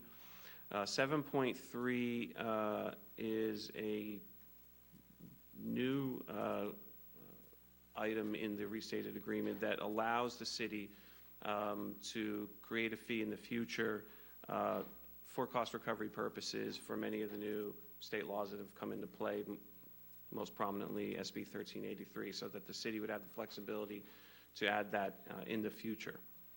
And I think I covered all of them. So I don't have anything. Wait, you know what? I did this one. Okay, so section 6.1 is, I might need Janine's help here. If you can come up on that one. What was the question specifically on 6.1? Yeah, it refers to, and thank you, Mayor, it refers to money for educating the public. I believe this is a new fee as well, but Ginny, can you clarify that one? Well, this section is actually, the first part of it, the first two paragraphs are dealing with the fact that the hauler is the one who does the billing and collection for the rates. And then that last paragraph is basically what we're wanting to do is create an additional opportunity for education. Right now, the IWMA has been designated as the agency that would be acting on behalf of the city for the educational portion of 1383. And so what this language is doing is kind of providing for an opportunity where the hauler, through their billing, we can utilize that as putting in a notice or a newsletter or a brochure that provides more education about that 1383 program. That could be something that's developed by the city, but it's more likely going to be something that's developed by the IWMA. And since the IWMA doesn't have the contract with the hauler, they couldn't just turn around and tell the hauler, here, insert that into your bill. So that's what this provision is going to be doing. It's not that there's specific money that is part of this section that's being generated for that. It's merely creating that vehicle and mechanism between the city, the IWMA, and the hauler for that. Thank you, Janine, for that clarification. And with that, again, staff recommends that the City Council approve the restated agreement. We'll take any questions. Great. Thanks, Greg. I appreciate that. Any council questions to my right? I do have a question. Sure, please. In section 2.8, I think maybe that's what you were talking about, like knocking over a stop sign kind of a thing. But when you read this, it's a pretty general statement. And I wondered, do other cities have wording that would possibly, I mean, we've just been talking about the state of our streets, and I just wonder if other cities do collect some amount that could go into a streets kitty. Just curious if you know. I don't happen to know. Yeah, thank you for the question. And maybe you could elaborate on 2.8, because I'm not sure everybody knows. Just, you want me to read it? Yes, Okay. if you have in front of So 2.8 is preservation of city property. Contractor shall pay to the city on demand the cost of all repairs to public property made necessary by any of the operations of contractor under this agreement. Correct.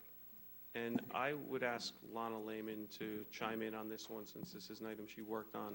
Lana, are you there? I am here. Can you hear me okay? Yeah, and Lana, let me just let folks know that this is our assistant city attorney. Thank you. Thank you. So we can make some corrections to this language to refine it a little bit, to make it clear that what we're not talking about in terms of city streets is we're talking about precisely what the council member was referring to in terms of stop signs, damage to city parks, damage to city hall, damage to something with respect to a city library, and refining that language a little bit. We're not seeing that as a substantive change. This is not something meant to deal with city streets. Now, city streets, and I'm sure this will be an issue, especially given the prior conversation, may become a issue of public comment that we may hear. City streets and the damage to city streets are covered by our franchise fee. And that is why we have the 10% franchise fee. It is in order for that franchise fee to be dedicated to assisting the city in terms of alleviating any damage to public roads or residential roads in terms of the large garbage hauling trucks being driven over city streets. I hope that makes sense. Absolutely. Yeah. Very clear. Okay. Did that answer your? Yeah. Okay, good. I'd like to add one Sure. comment that I don't think has come up in the discussions about pavement management or this franchise agreement, but not all cities have franchise agreements for hauling waste. Some cities require the residents and shops, et cetera, to have their own contracts with different haulers. I used to work at such a city, and what that results in oftentimes is you may have 8 houses on a block, and there's 4 different haulers coming at during different days of the week. So the reason I bring that up is just by the city having a franchise agreement already reduces in a very significant way the number of trips of garbage trucks on our city streets. Thank you, Greg. Councilmember Barton, any other questions? No. So, okay, Councilmember Heller. Thank you, Mayor. What is the franchise fee amount annually to the city? Thank you, Councilmember Heller. Do you mean the dollar amount or Yeah. the percentage? The dollar amount, roughly. That's a Sarah question? Yeah, it has in recent years generated up to about 280-some thousand per year. And do we normally apply that to what? Do we have an account that we save it in, or? Well, it goes into the general fund, and so that becomes a pool of money that the city uses for a variety of things. And Including street maintenance Including and street street maintenance. maintenance staff, administration of the program, and any transfers from the general fund to capital improvements could potentially cover capital work. right, and so that could include maintenance work that our own crews do that are paid through the general fund. That's right. As long as that maintenance work has a nexus to solid waste activities, that's what we are using that money to go towards. Okay, and that's documented pretty well. We track that pretty closely, Greg. Make sure it's going Well, to that. it's a good question. So the money is transferred into the general fund, and then at that point, there's no way to distinguish it that I'm aware of. We would certainly be able to generate a report documenting at least $287,000 worth of expenditures on solid waste-related activities. Okay, I think that would be good if we could make sure that's getting done. That's my only question. Thank you. Great, thank you. Councilmember Ford, any questions? I do have a question regarding the educational piece of this. I've heard the talk about putting information in the bill and whatnot. My concern is educating our folks that live in like apartment buildings and that don't pay the trash bill, and just the education piece of that. Do we have a plan to educate those who don't receive a bill, or maybe is it visuals on the trash cans, that sort of thing? Yeah, that's a great question, Councilmember Ford. So the city has designated the IWMA to perform the outreach and educational responsibilities that come with SB 1383. And so I haven't seen an actual outreach plan yet. That is something that staff has asked of the IWMA, but that, in my view, can take a variety of forms. There have been radio advertisements and advertisements in media. There's certainly a plan to put in mold information on the trash bins and on the recycling bins and organic bins that provide education for all the folks that are using those. And unless Janine has any more specific information, I have not seen a comprehensive plan yet for that outreach that would target the folks that live in apartments or anything like that. Mayor, could I comment on that? Okay. Can I just say one thing really quick? And then, Absolutely. So I was actually talking to a neighboring city, and they said that they actually had staff that had to go out and do door hangers. I mean, that's like, so I'm just wanting to be as inclusive in our messaging and making sure that our whole community is aware. But yeah, go for it, Councilmember Heller. Yeah, so I just wanted to comment on that because I've been on the IWMA board for almost 4 years, and it's a huge topic of discussion, and the IWMA's approach primarily has been billboards, short clips in movie theaters, things like that. My perspective, and I'm glad that the envelope option has been in there. I've pushed for that, and I'm glad that's in our franchise agreement because I really believe the communication is best done really at the local level as opposed to the IWMA trying to educate the world with big ads because renters and other people who don't pay the bill, they're not going to get the notice because they don't pay the bill. So I've kicked around a number of ideas and suggested, but I mean, maybe we can have something on the city website. I think we need to look at all approaches. Door hangers is a great idea as well. So I think we probably have some work to do on the local level to really make this effective. A lot of people have no idea what this legislation is or what the state has been asking us to do, and it's all related to climate change. And I think people are willing to do it if they just understand what it is that we're asking of them and ask them nicely and give them the containers to do that. I think we'll have good compliance. But it's that kind of last mile issue that I think is the most challenging. So I'm open to suggestions, but I want to just let you know that that has been an ongoing concern for the IWMA. That's good information. Yeah, thank you so much. And that concludes my question. Councilmember Addis, any questions? I don't have a question, but I want to tell Councilmember Heller that because of you on council, we have our thing on our counter. We use it religiously, and it's not the plastic one, but we bought one that we love. It's silver. It doesn't smell bad, and I just want to say thank you because I don't know if I would have done it without your advocacy over the last few years. Glad to do that. I mean, my wife would not take the plastic thing, so it was a no-brainer. We can't do that. You got a decorative one, is that what you've gotten?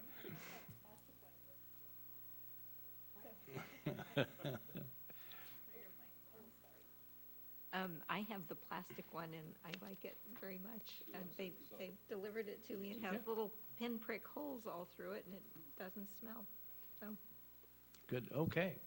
Public comment is now open for item C2. Any members of the public wishing to come forward, please do so now. Welcome back, Betty. Thank you so much, Betty Winholtz. I appreciate all the answers to the questions I submitted earlier. I do want to say that I like the idea of all the cans, whatever you call those guys on wheels, the wheel, that they have stickers on them. And it says in the contract that they will have stickers on them, and they don't right now. And I think that would be a real good educational thing to make sure that that happens. I'm curious, we talked about that we have more than 40 trash cans and recyclable cans throughout the city. Just out of curiosity, how many do we really have? And another thing is I would suggest if you're going to contact people through the mail for the education, that you not put it in the bill, but you make it a separate flyer, either, one of those hard cardboard things or an envelope or something, because as so many times people have come and said here, oh yeah, I get my water bill and I throw everything else away. So I think it needs to be not in the water bill and it needs to be a separate flyer, if that's an educational tool that IWMA goes after. And so that will be great whenever that gets kicked in, since we're now paying for these extra costs that the program needs to get kicked into play. And then I love the idea of tracking the money, the 10%. You know, is it going to administration? Is it actually going to community roads? I think that that is a piece that's been missing and that we need to kick into place. Thank you. Thanks, Betty. Public comment is still open for C-2. Seeing nobody else. AGP, do we have anybody on the phone? Thank you, Mr. Mayor. We have no raised hands in the queue. All right, we'll close public comment, bring it back to council for further discussion or recommendation. And I'll just go ahead and start by saying thanks again, Mr. Qualick, for all your work on this. And thank you, Councilmember Heller, always so involved in IMWA and bringing us good information. I appreciate that. Further discussion or recommendation? I have one more question. Sir, yes. I forgot to ask about the stickers. Now, the stickers is something else that has been hotly contested from day one. Who is responsible for the stickers? The haulers say when we replace your can, it'll come with a sticker. I say, well, I've got cans now that don't have the stickers. Who's supposed to put the stickers on them? So, Craig, do you know the answer to that? Has that been resolved? It's a sticking point. It's a sticking point, yeah. It's a sticking point. Just a couple comments on that. And we do have Jeff Claren here from Waste Connections who may be best suited to answer parts of that question. But the idea is actually to move away from the stickers. The stickers wear down, the colors wear off of them quickly. And the idea is actually to mold into the plastic on the top of the lid in a colorful manner with instructions about what to put in which can. And my understanding is that it's the hauler's responsibility, but that the hauler has until 2035 to accomplish that. Is that correct, Jeff? Interesting. And I'm sorry, who's coming up? This is Jeff Claren. Hi, Jeff. With More Bay Garbage. Welcome. Good evening, Mayor and members of the council. Greg is correct. The way SB 1383 was happening is that it requires us to do the stickers and the in-mold by the end of 2035. However, we've actually done some proactive, we did it proactively. We worked with the IDMA and the various cities and prepared these in-molds. What I found out is these stickers only last for, a few months. Especially if you keep it outside, they really... degradation, what you're talking with the sun and UV rays and so forth. We've come up with these in-molds that we work with manufacturers, and they last for years. So we've actually had an influx of cans that we've had these in-molds.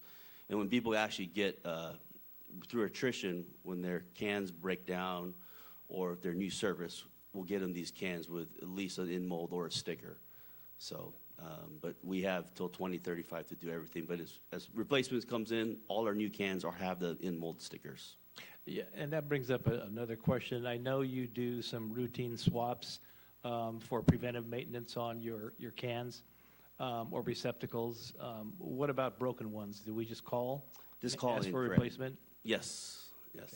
Okay. Just call the number, and then what we'll just do, we'll schedule the delivery on your pickup day. So when we empty your can, we take your other can away and put a new one out there. Great. And can you give us that phone number for our audiences? It's 805-543-0875. 805-543-0875. Yes, that's correct. They'll go to one of our customer service representatives, and then they'll work with you in your account, and they get something scheduled for you. Appreciate that. I'm sorry, Betty, we didn't answer the question about, and this may be for you, Greg, the number of trash cans, the city trash cans, actually. Do you have any idea, quantity-wise? I don't have that number in front of me now. Unfortunately, I don't know off the top of my head. We'd have to kind of go back and look at our system, but. Okay. Just wanted to, yeah. All right, we'll get that answer. Thank you. I have a question. Yes, please.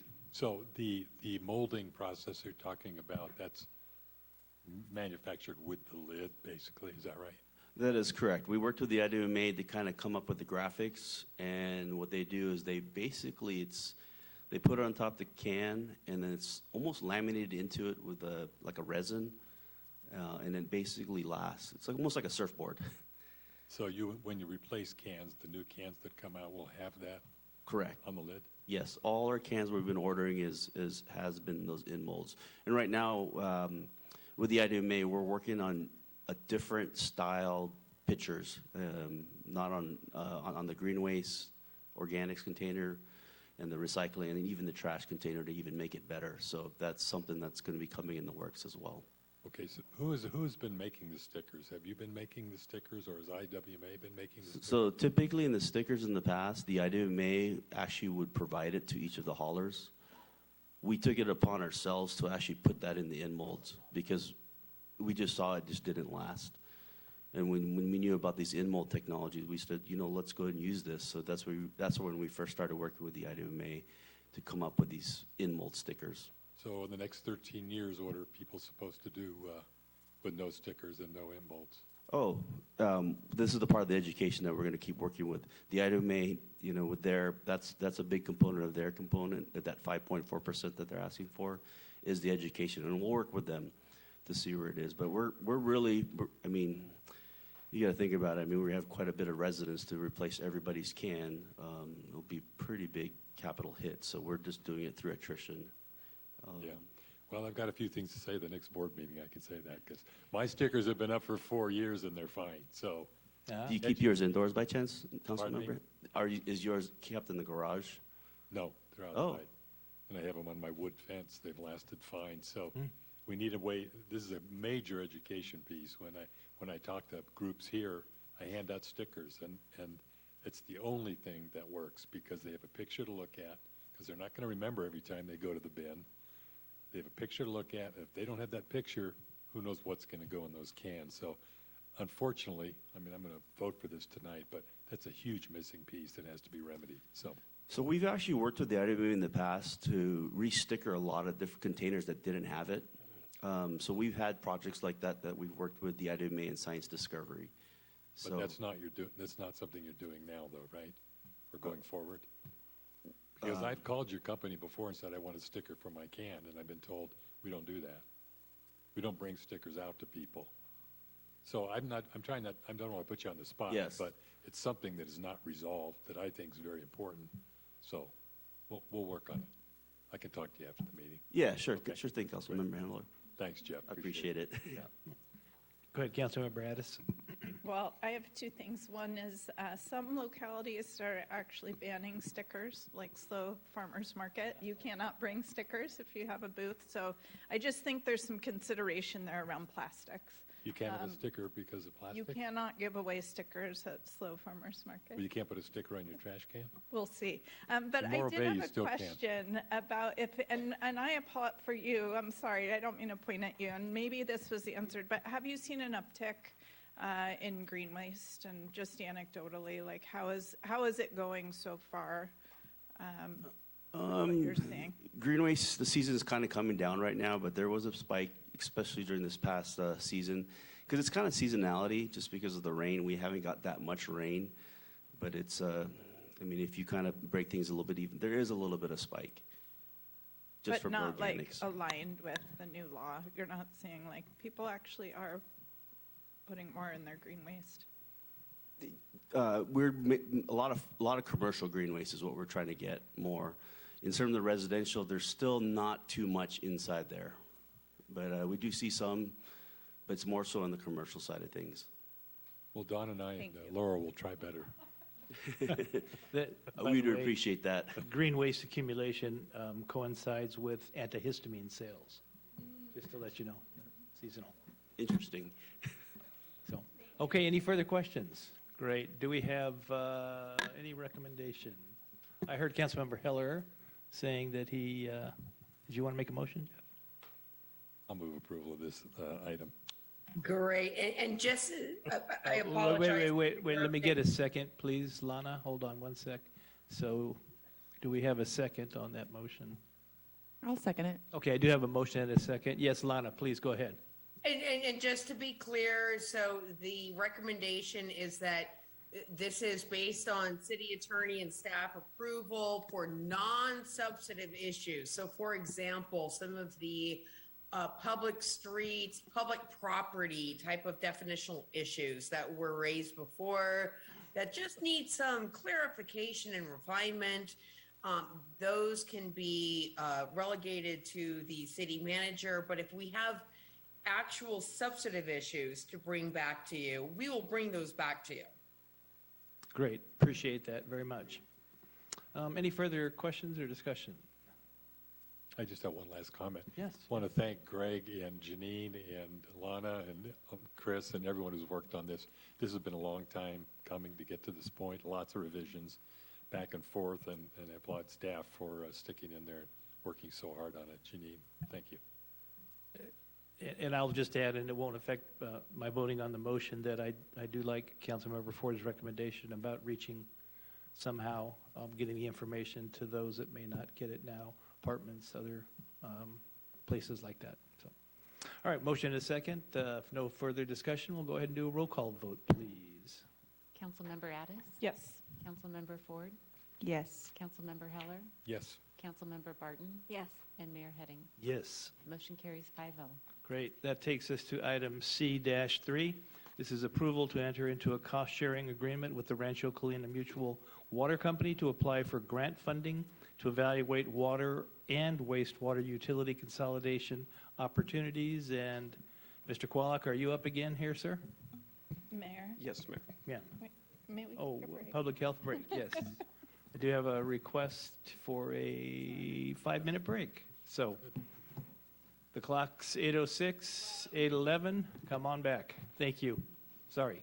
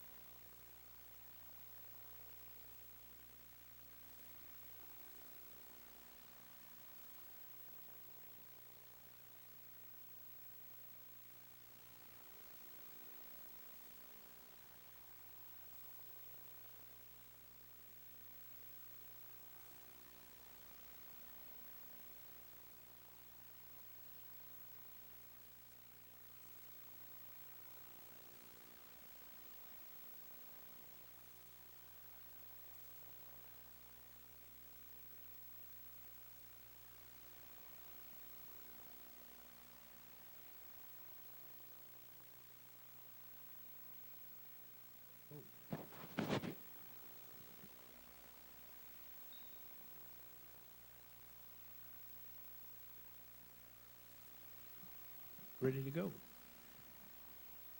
Okay, great. Welcome back. We are on item C-3. This is approval to enter into a cost-sharing agreement with the Rancho Colina Mutual Water Company to apply for grant funding to evaluate water and wastewater utility consolidation opportunities. And Mr. Kwolek, take it away. Thank you, Mayor. I'll have a short PowerPoint presentation.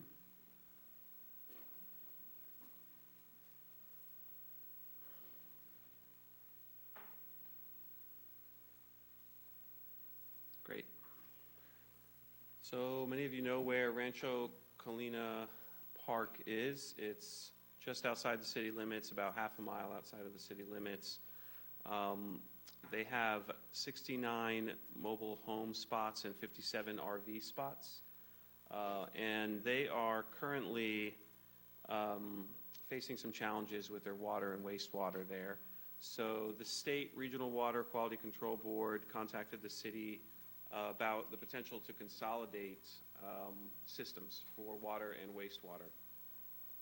So the state is pushing consolidation of these small mobile home type systems into nearby larger systems because of water quality and contamination issues that Rancho Colina is also experiencing.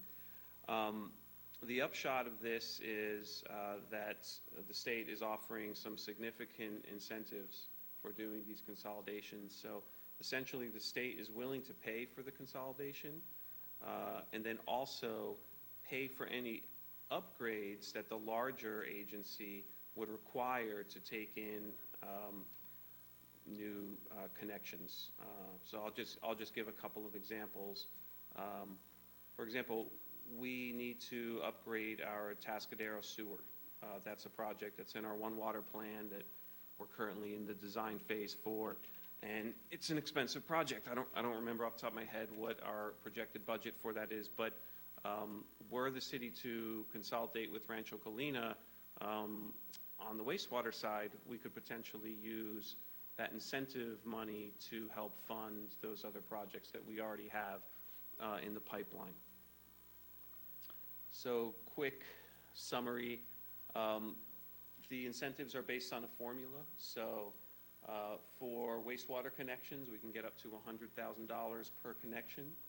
And for wastewater, that would be almost $7 million under the current configuration of Rancho Colina.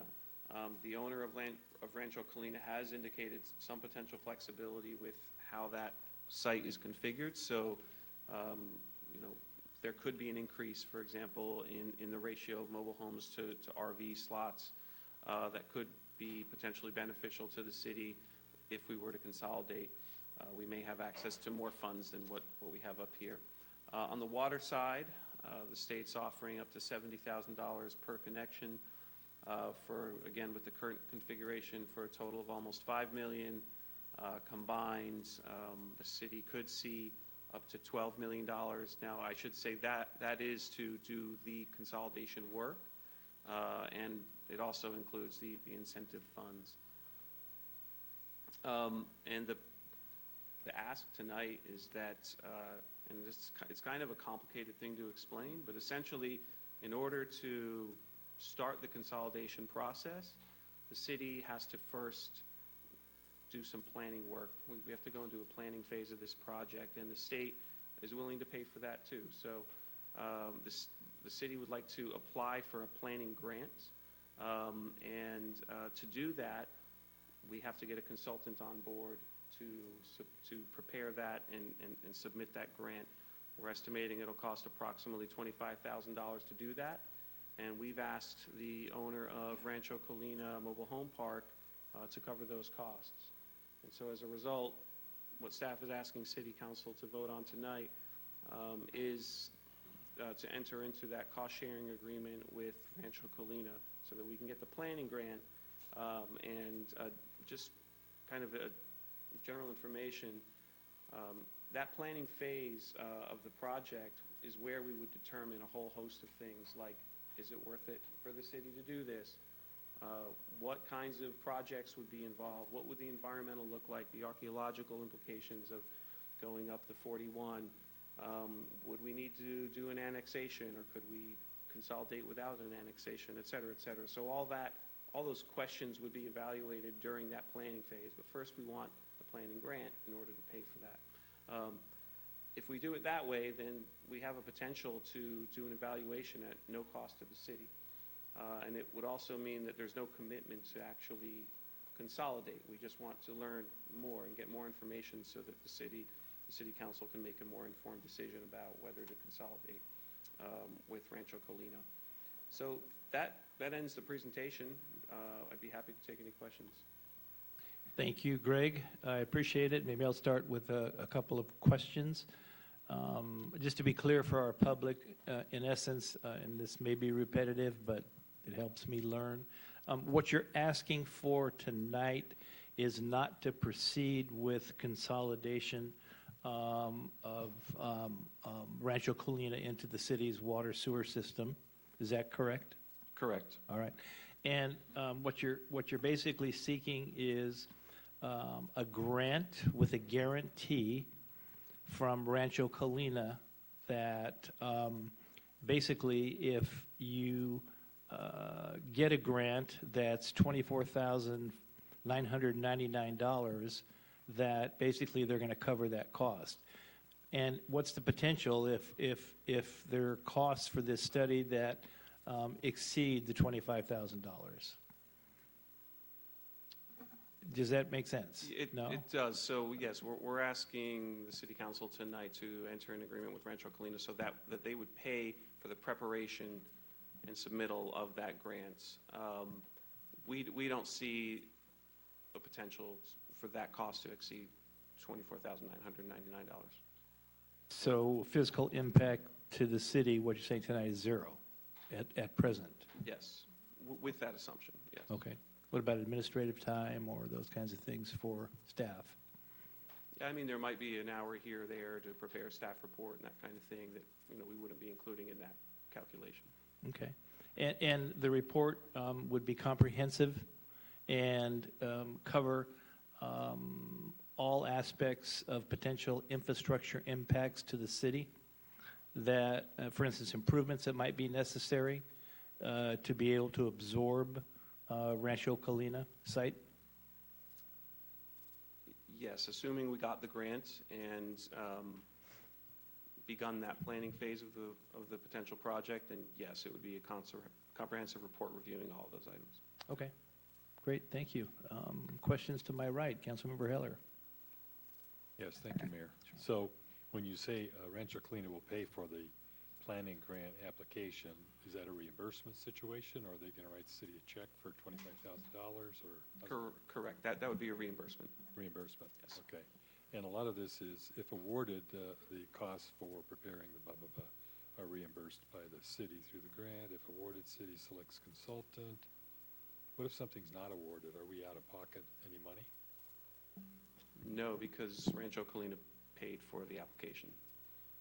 They have funds to reimburse us for all expenditures that we might. They have indicated that they do, yes, and they would be contractually obligated to pay for it. And are you concerned that more of the staff time, as the mayor suggested, and other costs will all be incorporated into what we get reimbursed for? I don't have a concern about that, no, especially given the potential to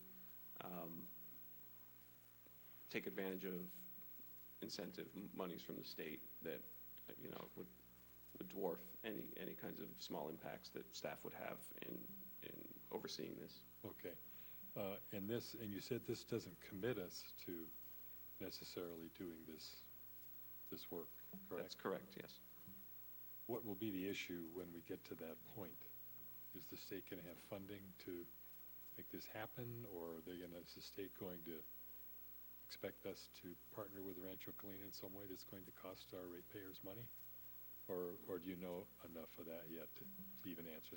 There's still some things to learn about that, but the state has indicated that they have the money to fund these grants and to also offer incentive money to upgrade our system. You know, it's possible that the state could force us to do this anyway. They could force us to consolidate anyway. That's certainly a possibility in the future. And so in my view, it would be prudent to take advantage of an opportunity where we're getting paid to do it. I know of another city nearby that was asked to consolidate with a system. They successfully didn't do that consolidation, so the state was unsuccessful in forcing that city to consolidate with a small system near its boundaries. But I think, again, to answer your question, and correct me if I'm not answering your question, but the state has indicated that they have the money to provide for these incentives and for the work. And at this point, the city would have no obligation, even after the planning phase of this project, to move forward with consolidation. That would be a decision that would be up to City Council.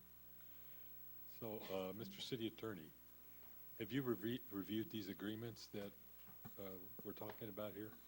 Yes, my office has reviewed these agreements, and we think that they're suitable for the city. It's going to only be committing the city to the actual grant program, and that's going to be reimbursed.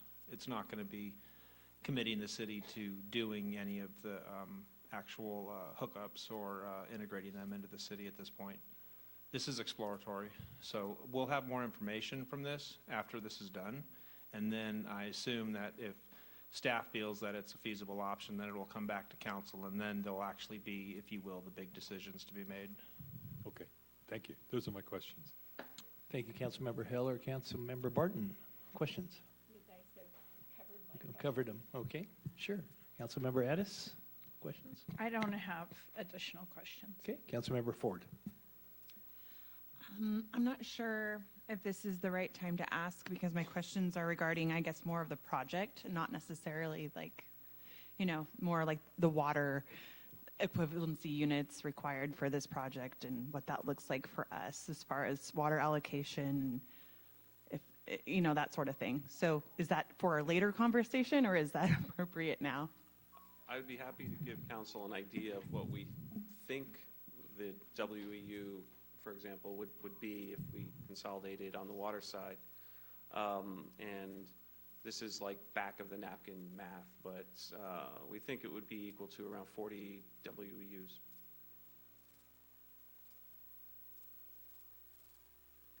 Okay, so yeah, that answers, I think, all my questions because, you know, what's going on in my head is, of course, like this is an amazing opportunity for this for this group that needs our water. But I'm also like wondering, like, what does this look like for us as citizens? You know, as far as the amount of water we can use, will we have to cut back more on our water usage? Will we run out of water? You know, those are the sorts of things that I worry about for the citizens we're responsible for right now, before we acquire more responsibilities. So. I don't know if there's anything you can say to put my mind at ease on that, or if that's just something more research we have to do. Yeah, and I appreciate the concern, Councilmember Ford. I think that's the central question: is what would the impacts be to the city? You know, we can speculate now, but the purpose, of course, of this planning grant application is so that we can engage in that process and learn more about what those impacts are, and then report back. That makes perfect sense. That's what I thought. So, okay, that ends my questions. Thank you. Okay, sure. Thank you. Okay, public comment for item C3 is open. Any member of the public wishing to come forward, please do so now. Betty, are you coming forward? Sorry, I didn't know if you were going to make it there. Yes. Welcome. Betty Winholtz, just a minor, well, it's not a minor question, but a single question. First of all, I'm sorry that things did not work out with Rancho Colina 6 years ago, for those of you who are on the city council at that time. My question is almost a prequel. It's my understanding that state water was allocated to the city. It wasn't allocated to go to Los Osos. It wasn't allocated to go to Rancho Colina. So I have a pre-question, which is this even legal? before we start the planning process. And so when we say that state is pushing for this or is willing to give us things, is that the department in the state that's talking to the legal department, so we know that what the state's asking here is actually legal in terms of the water that we're getting from the state water project. Are you clear on the question? I am. Okay, well, let's hold up and see if there's any other public comment, and then we'll get back to it. Thank you, Betty.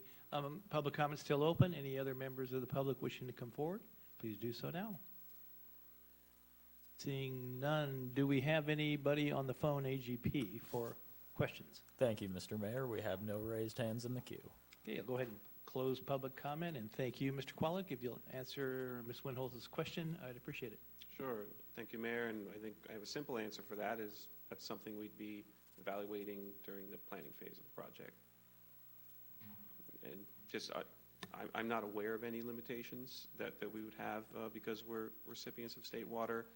You know, I think there are questions about whether or not we need to annex Rancho Colina and things like that. But again, that would be covered in the planning phase. Be part of the study, but, right, okay.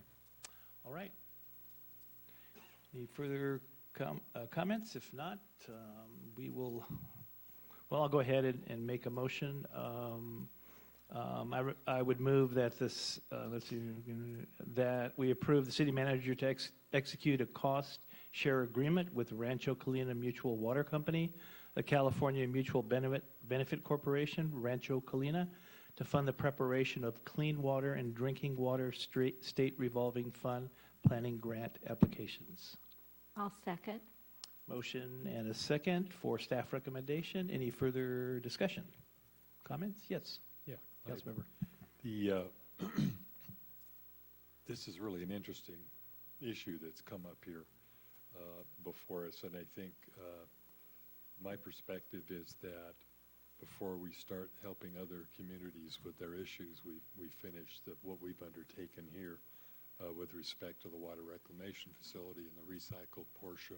I'm concerned about our water supply as well, and I think until that part of the program is verified so that we know exactly how much we're going to get from that potable reuse option, that we shouldn't be even taking one step towards helping somebody else, because I think in some sense it's an indication to the state that we're willing to help, and I think we might be willing to help in the future, but I don't feel willing to help now.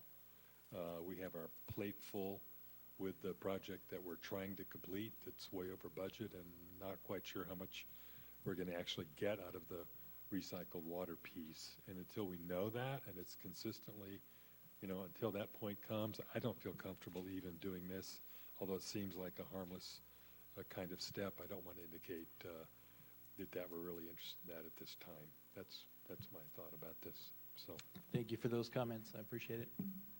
Any further comments? Yes, please, Councilmember Addis.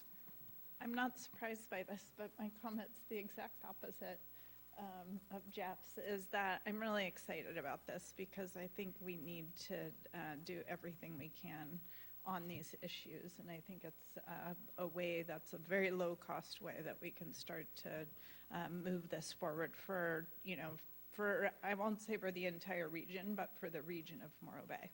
And so I'm glad I'm glad there's a motion that's been seconded, and I'll be voting for it. And I'll just add that I'm supporting it and recommended it, obviously, because there's no cost literally to the city for this.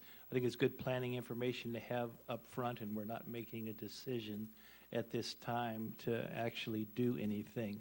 But I do believe perhaps in the future there is even a possibility it could be beneficial to the community. But I'll reserve comments until the study is done, and when we get that back, we'll make a determination at that time. Yes, please, go ahead. I hear Councilmember Heller's point, and I also hear yours, Councilmember Addis, as well. Because I see both sides of it, but due to what the mayor said, and that we don't have any fiscal responsibility here, or I should say, any outgoing money, I would like to see the results of the survey and the study to see what can come of this.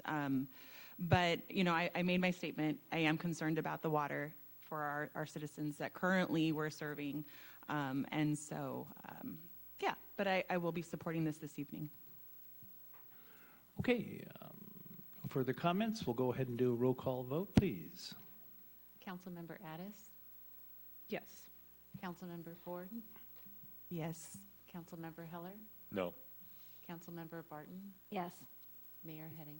Yes. Motion carries 4-1. Thank you. That brings us to item C-4. This is consideration to approve a proposal from and authorize the city manager to execute an agreement with Valbridge Property Advisors for preparation of an appraisal of the jointly owned Morro Bay Cayucas Sanitary District wastewater treatment. Wow, that's a lot. Plant site and related facilities, and the APNs are listed. Mr. Collins. Thank you, Mayor, council members. I'll try to be brief while not skimming over the important parts here. The fiscal impact for the appraisal is $37,500 in total, with the potential to be additional if engineering services are required to complete the appraisal. Per the joint power agreement between the city and Cayucas Sanitary District, or CSD, for the wastewater treatment plant, which I'll just call the plant for now. The city ownership stake on that jointly owned site is 60%, and CSD's stake is 40%. Thus, in fairness, the city would share 60% of its costs at $22,500. Of course, if there's additional costs, it would follow that same split of 60-40. We will return at mid-year to do a budget appropriation out of the sewer fund to cover this. By way of background, through JPA, the city and CSD jointly own land, and the related treatment plant facilities. The city is operating the treatment plant for many years with CSD sending its effluent from their community to our plant for processing. In that arrangement, the CSD compensated the city for use of the treatment plant based on the load that was processed at our plant. We did provide a map. I don't have it to show up here tonight, but it kind of shows where the jointly owned land is. It's in the agenda packet. The City Council Water Reclamation Facility, or WRF, subcommittee of Mayor Heading and Councilmember Heller, staff have met several times with the CSD treatment plant ad hoc committee and their staff regarding the future of the treatment plant. With the city nearing completion of its WRF and CSD completing its own separate treatment facility, it seemed like the right time to begin the unwinding of the JPA. Both parties agreed that there's a necessity to understand what the value of that jointly owned land is and to use a mutually agreed upon third party to do that appraisal. Thankfully, CSD was able to work with a local appraiser, Todd Murphy, who's done work in the city, CSD area, as well as throughout the county, trusted source. Both parties feel comfortable moving forward with. CSD board approved moving forward on their end. So the scope of the appraisal includes the jointly owned land, the treatment plant infrastructure, machinery, the outfall, and the joint force main. The appraisal will establish the value of each of those items and provide a basis for the city and CSD's continued discussion about unwinding the JPA. On a related note, per the California Coastal Commission development permit for the WRF, the treatment plant must be decommissioned and demolished within 1 year of commencement of operations of the WRF. It's anticipated CSD will cover their portion of the decommissioning and demolition costs as part of the unwinding of the JPA. So there are several steps involved to kind of getting us to the completion of that process. So certainly conducting this appraisal will be important. Continue ongoing discussions between the city and CSD is important. Developing plans for decommissioning of the plant per the WRF CDP is ongoing, and then demolition and decommissioning to follow. Certainly important to engage our community on the future uses of the site once it is decommissioning is completed, and then ultimately complete the process of the unwinding of the JPA. There's probably some things occurring simultaneously, some things happening in disjointed fashion, just kind of how busy everybody is. But ultimately our goal is to get to that place where that plant is gone. Cayucas Sanitary District has moved on and gone on to other ventures in its community, and we have an opportunity to do something with our community with that site. So I'm happy to answer any questions you have. Chris was very helpful in looking at this appraisal as well, and want to thank the work of Councilmember Heller and Mayor Heading on the Wharf Subcommittee and working with CSD on this process of unwinding the JPA. Thank you.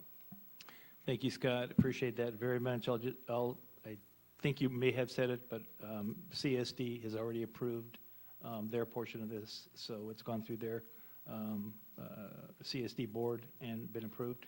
Thank you, Councilmember Heller, for working with me so far on this, and this is by far the biggest part of the equation. There are a number of moving parts, as our city manager talked about. Unfortunately, until we get to the place where those come out of closed session, we're not at liberty to discuss those at this time, but we have been working fervently to get to this point.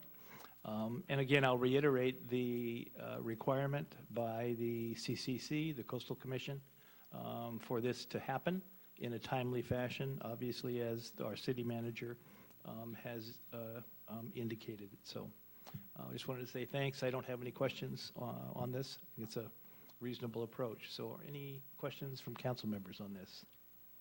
None to my left? To my right? No? Okay. All right. I'll open up public comment. Item C-4, public comment is now open. Betty, welcome back. Thank you. My last comment for the evening. I appreciate raising the idea that this is part of the Coastal Commission process. It's not at our convenience, but it's a necessity, and it's more than timely. And I'm concerned about the word that we anticipate that the CSD will pay their part. Having been on the JPA in the past, that has always been a touchy subject, and which brings me to my real question is, what will the role of the JPA be? It hasn't met in a number of years. I think this is part of their bailiwick, and that they need to be involved to keep the process public. And so I'd like to know how you intend to utilize the JPA. Thank you, Betty. Public comment is still open for item C-4. Okay, seeing no other. AGP, do we have anybody on the phone lines for public comment? Thank you, Mr. Mayor. We have no raised hands in the queue. Great, thank you. So I'll just take a stab at it. It's a great question Ms. Windholtz raises. So far, both parties have appointed a subcommittee. The CSD has appointed their subcommittee. The City Council appointed a subcommittee, which is the WRF subcommittee, to work on this together. We have been meeting jointly almost weekly until this point. We actually stopped a couple of months ago because of the fact that this needed to be done, and we needed to find an appraiser to get it done. Again, I'll reiterate, their board has approved the payment of their portion of it, so I'm comfortable that we will be receiving that from them. And then the subcommittee, after this appraisal is brought back, will continue to negotiate the other points. That would then come to council in closed session, then obviously to a public meeting where we would go over that in detail and seek public input at a public hearing. So that's been the process. Anything you want to add, Scott? Okay. Right. Any further comments? Yes, sir. Yeah, Scott, I'd like to thank you for all your work on this with the CSD and bringing this forward. I know it's been kind of a sticking point because of the unavailability of appraiser, finding the right appraiser, and all that. So I want to thank you for your work on that and getting this done. This is really an important part of the negotiation, and hopefully things will go fairly quickly after this number comes in. So thank you for that. Appreciate it. I'll echo that as well. Thank you, Scott. Any further comments? Yes, please. Just real quick, I just want to say thank you as well to our subcommittee, to our staff, everyone that's working on this. Just a big, huge thank you. You're welcome. Okay, seeing no further comments, is there a motion for either approval or disapproval? I'd like to move approval for this item. I'll second. Okay, a motion for staff recommendation, second by Councilmember Addis, motion by Councilmember Barton. Any further discussion? I'll just add that I'm also really glad to see this come forward. It's been a long time coming, and so it's just another, to me, it's another one of those many things that we've been working on for a long time that have come before us this evening that I feel like we're making true progress on, and appreciate staff for that. Okay, we do have a motion and a second, and I'll go ahead and ask for a roll call vote, please. Councilmember Addis? Yes. Councilmember Ford? Yes. Councilmember Heller? Yes. Councilmember Barton? Yes. And Mayor Heading? Yes. Motion carries 5-0. Okay, great. That takes care of our business items for the evening, and we're on item D, Council Declaration of Future Agenda Items. Anything for the future? Hearing none. We'll go ahead and adjourn. The next regular meeting of the Morro Bay City Council will be held on Tuesday, September 27th, 2022 at 5:30 p.m. Thank you for the privilege of your time. Have a great evening and see you next time.